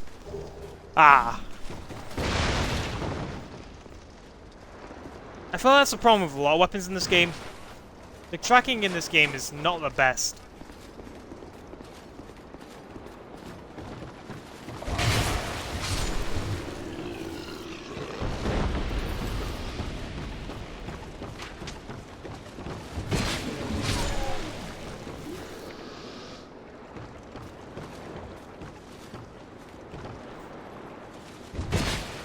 Uh-oh, uh-oh.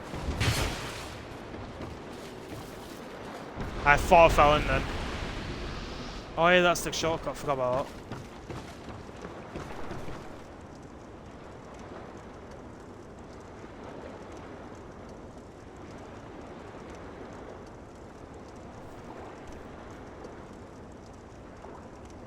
I got something interesting, 30,000 sun units.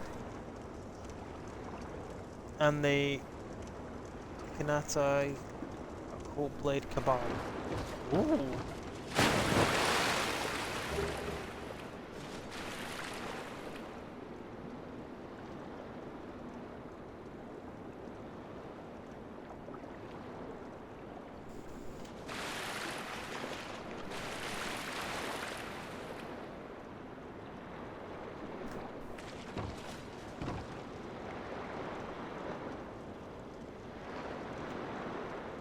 I'm just looking up the model now.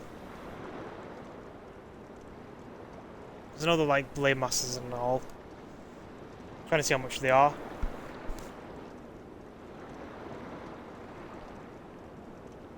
Not actually that bad in terms of price.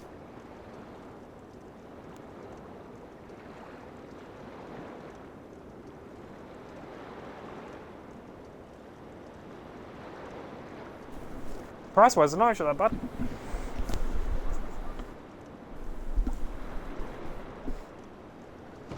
And the tier rising competent dreadnoughts, they all have those. That's just the good set. Interesting.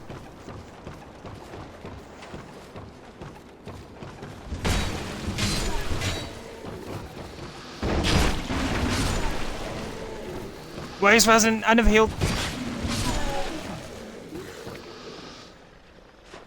Heal. I see you sneaking towards me.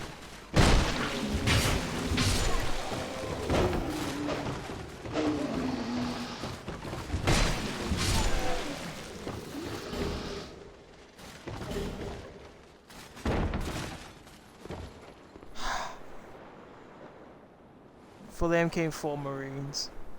Oh.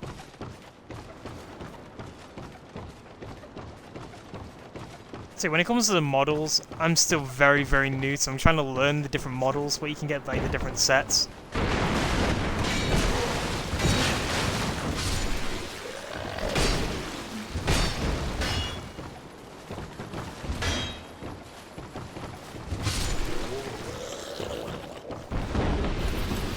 So when it comes to models and stuff, I am not the best when it comes to knowledge.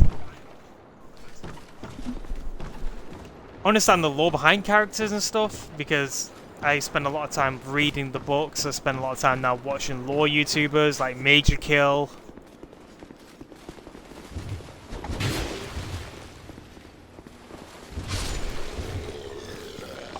Oh my god!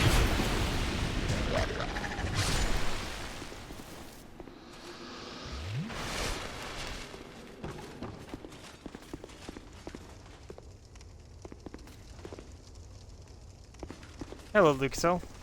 I thought that might be you. You haven't changed a bit, have you? The longer I am here, the more madness I discover. Don't watch that guy. Try hard meme lord is just cringe. He tries to bully smaller consequences. That's fair. What could have caused such degradation? Like for me, the YouTube, let's see, go on my YouTube now quickly. So if I was to go into my subscription, sorry, I watched Wolf Lord Rio. Also, I watched the Major Kill.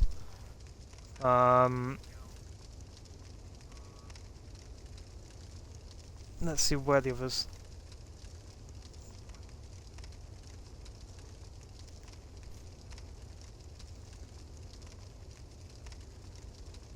And West Hammer, of course. The... Where's the other ones?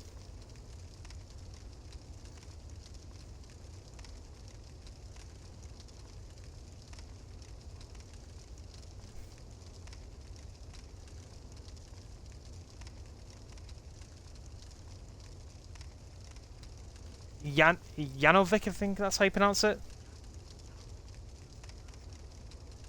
Sure, I like reading the books, but then... Of course. With two... So for me, I like reading the books, but then some channels like Janovic do like some really interesting takes on it. So they actually take like battles and stuff, and I don't know if you've watched them. I found the way he does this, like, tells about the battles and stuff that's taking place in like a more strategic format. I kind of like.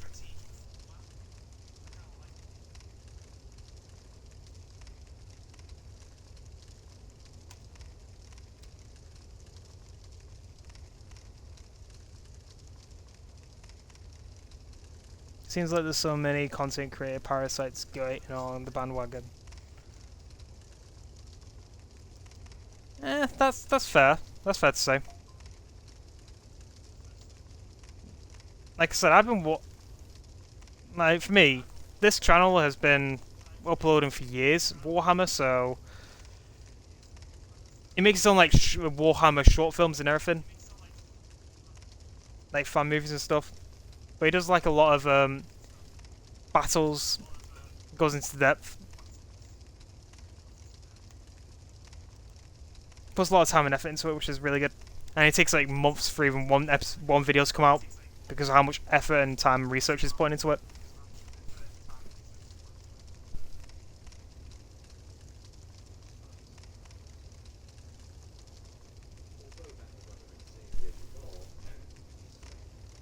That's true. Honestly, others, I don't know like if there's any controversies that some guys been into.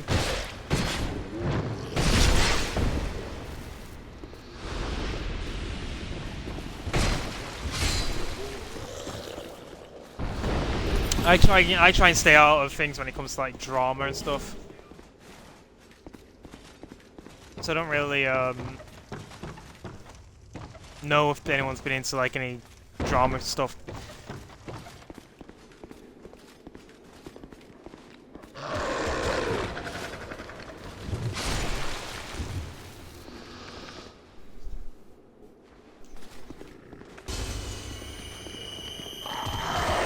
Oh my god.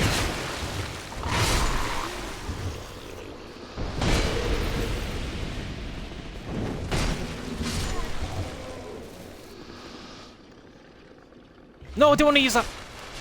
Never mind. Before I accidentally use the other one, I'm gonna put that there.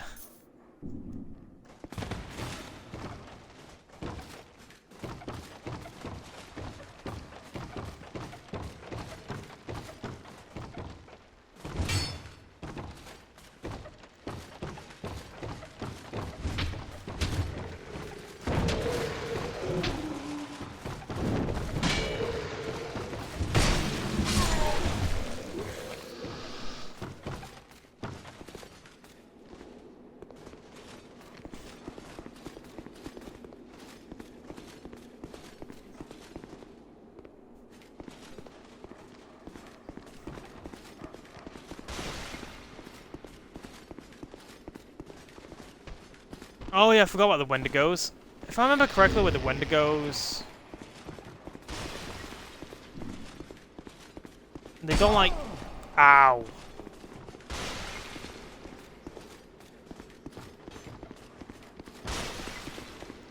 They don't like fire, if I remember correctly. I don't think I have anything that would light up the torch. Do I have any... I don't want to invade any of the worlds.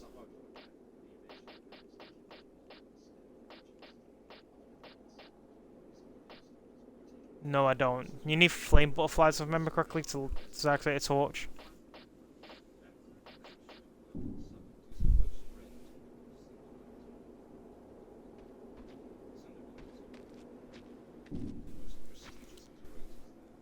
There was some British YouTuber for 40k who made a vid saying anyone who collects World War II Germans is probably a Nazi. Jesus Christ.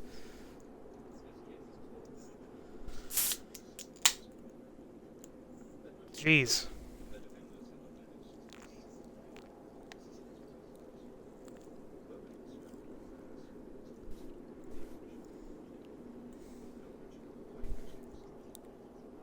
I don't understand why people push the boundaries too far.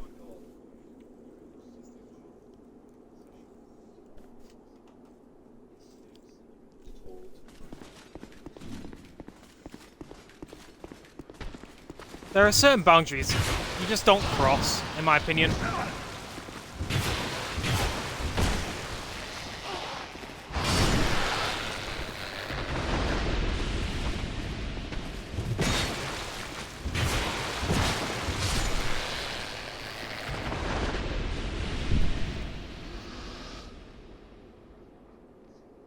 There's 40k content went down highway.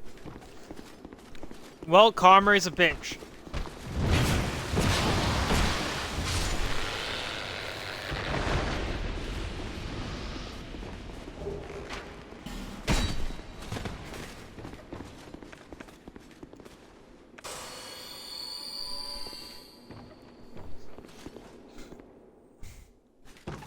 Karma's always a bitch.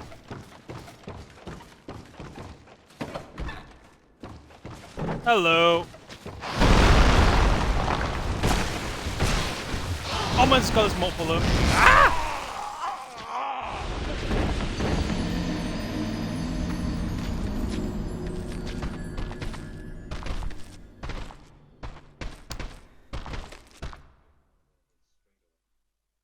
Of course, the Wendigos.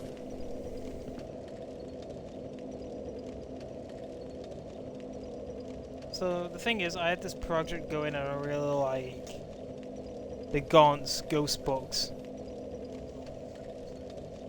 And the reference to using chaos. In reference to chaos using German style tanks. As well as getting a 1/4 scale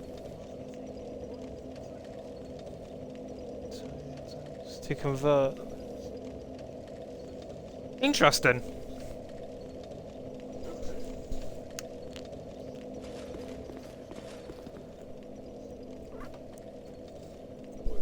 Pretty cool idea.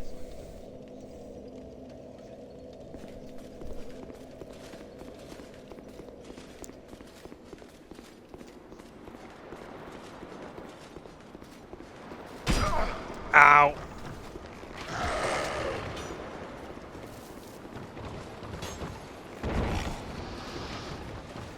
You know what I kind of regret about this playthrough? I forgot to increase my stamina at all.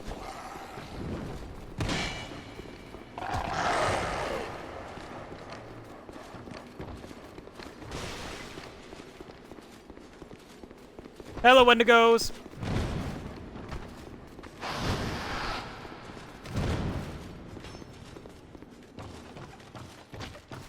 No, you don't. Ah! Stay back, foul beast! Ow, ow. Oh my god, it's another one.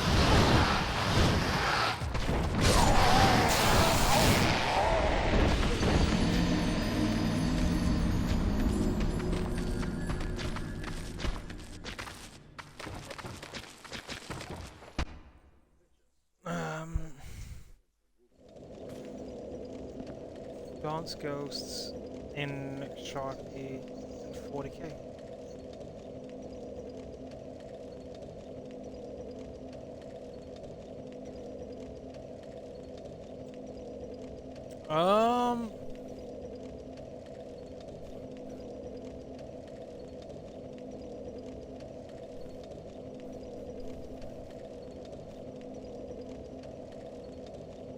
I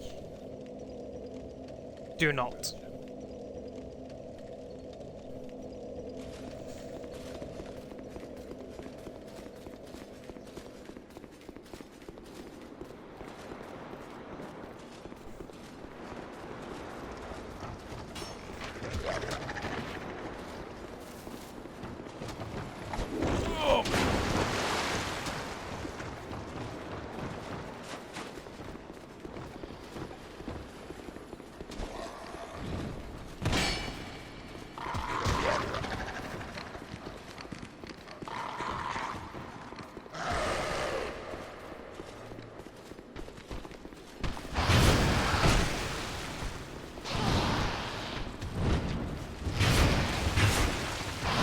That's really not good.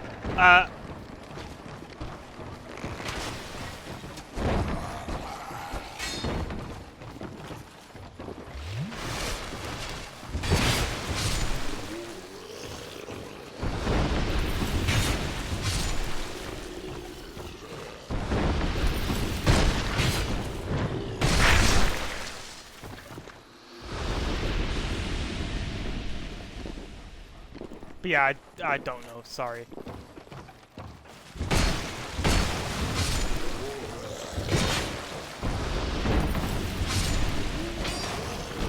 Oh my god!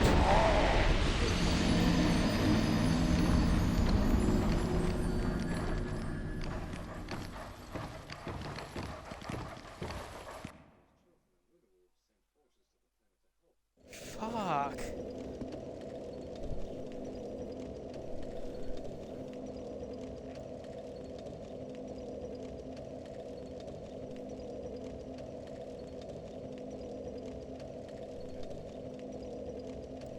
What time is it?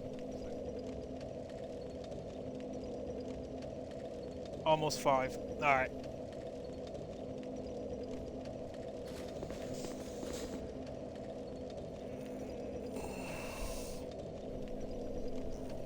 I'm gonna call it there then. I do appreciate the talk. Renegade, it's actually been pretty cool. A fan of Warhammer. To be fair, you actually showed me quite a lot.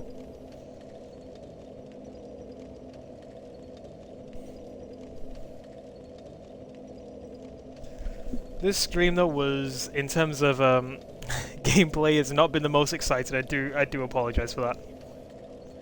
You've been watching me die over and over again.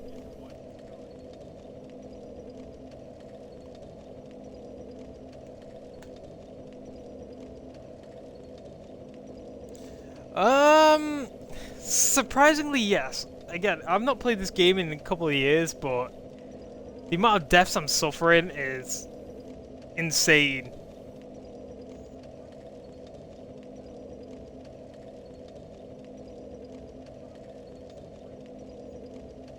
The Covenant of Champions, I will say, the damage, like I said,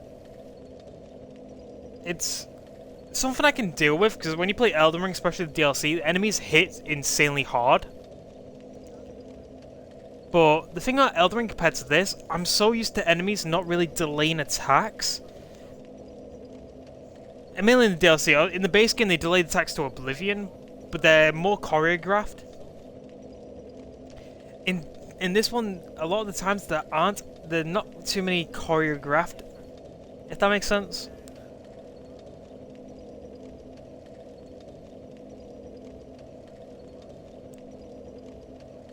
So I really struggled when it came to trying to take, because I tried to take, obviously, yeah, you have to play aggressive in Dark Souls 3. In this one, it's like, you have to wait for the openings really slow. Play lame to win. Yeah, exactly. You can't overextend at all. You make one overextension and you're dead. At least in Dark Souls 3, even though this one has more healing items, and again, Elden Ring and all the others, you can make an overextension, but it can pay off. In this game, any overextension will never pay off.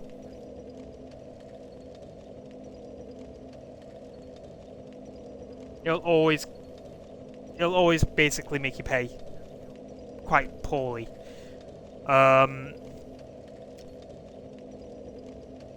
It's definitely been a pretty decent challenge, I will say.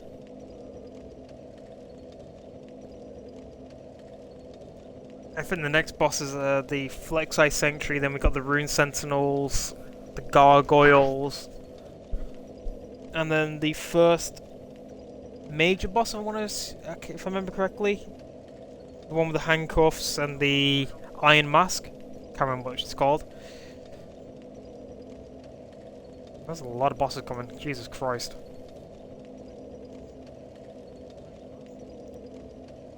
Should the bandit axe is here? Alright, cool. So next time I'll grab the bandit axe, hopefully be a bit better than this. I will say, I beat the game using this axe, but if it does alright damage, but I feel like I need something that'll deal more damage so that I don't die as fast. If that makes sense. My DPS compared to the enemies is insane.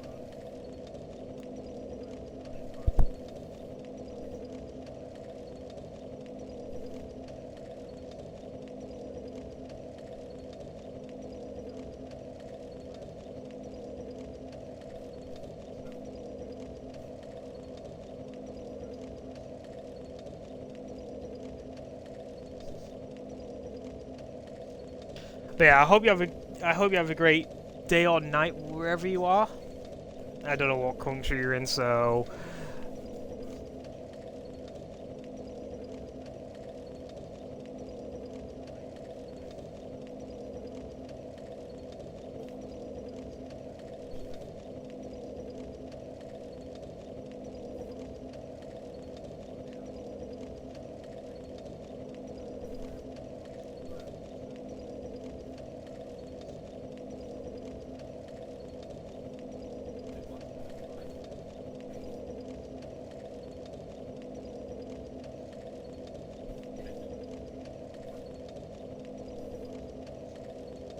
yeah, thank you for tuning in. I do appreciate it.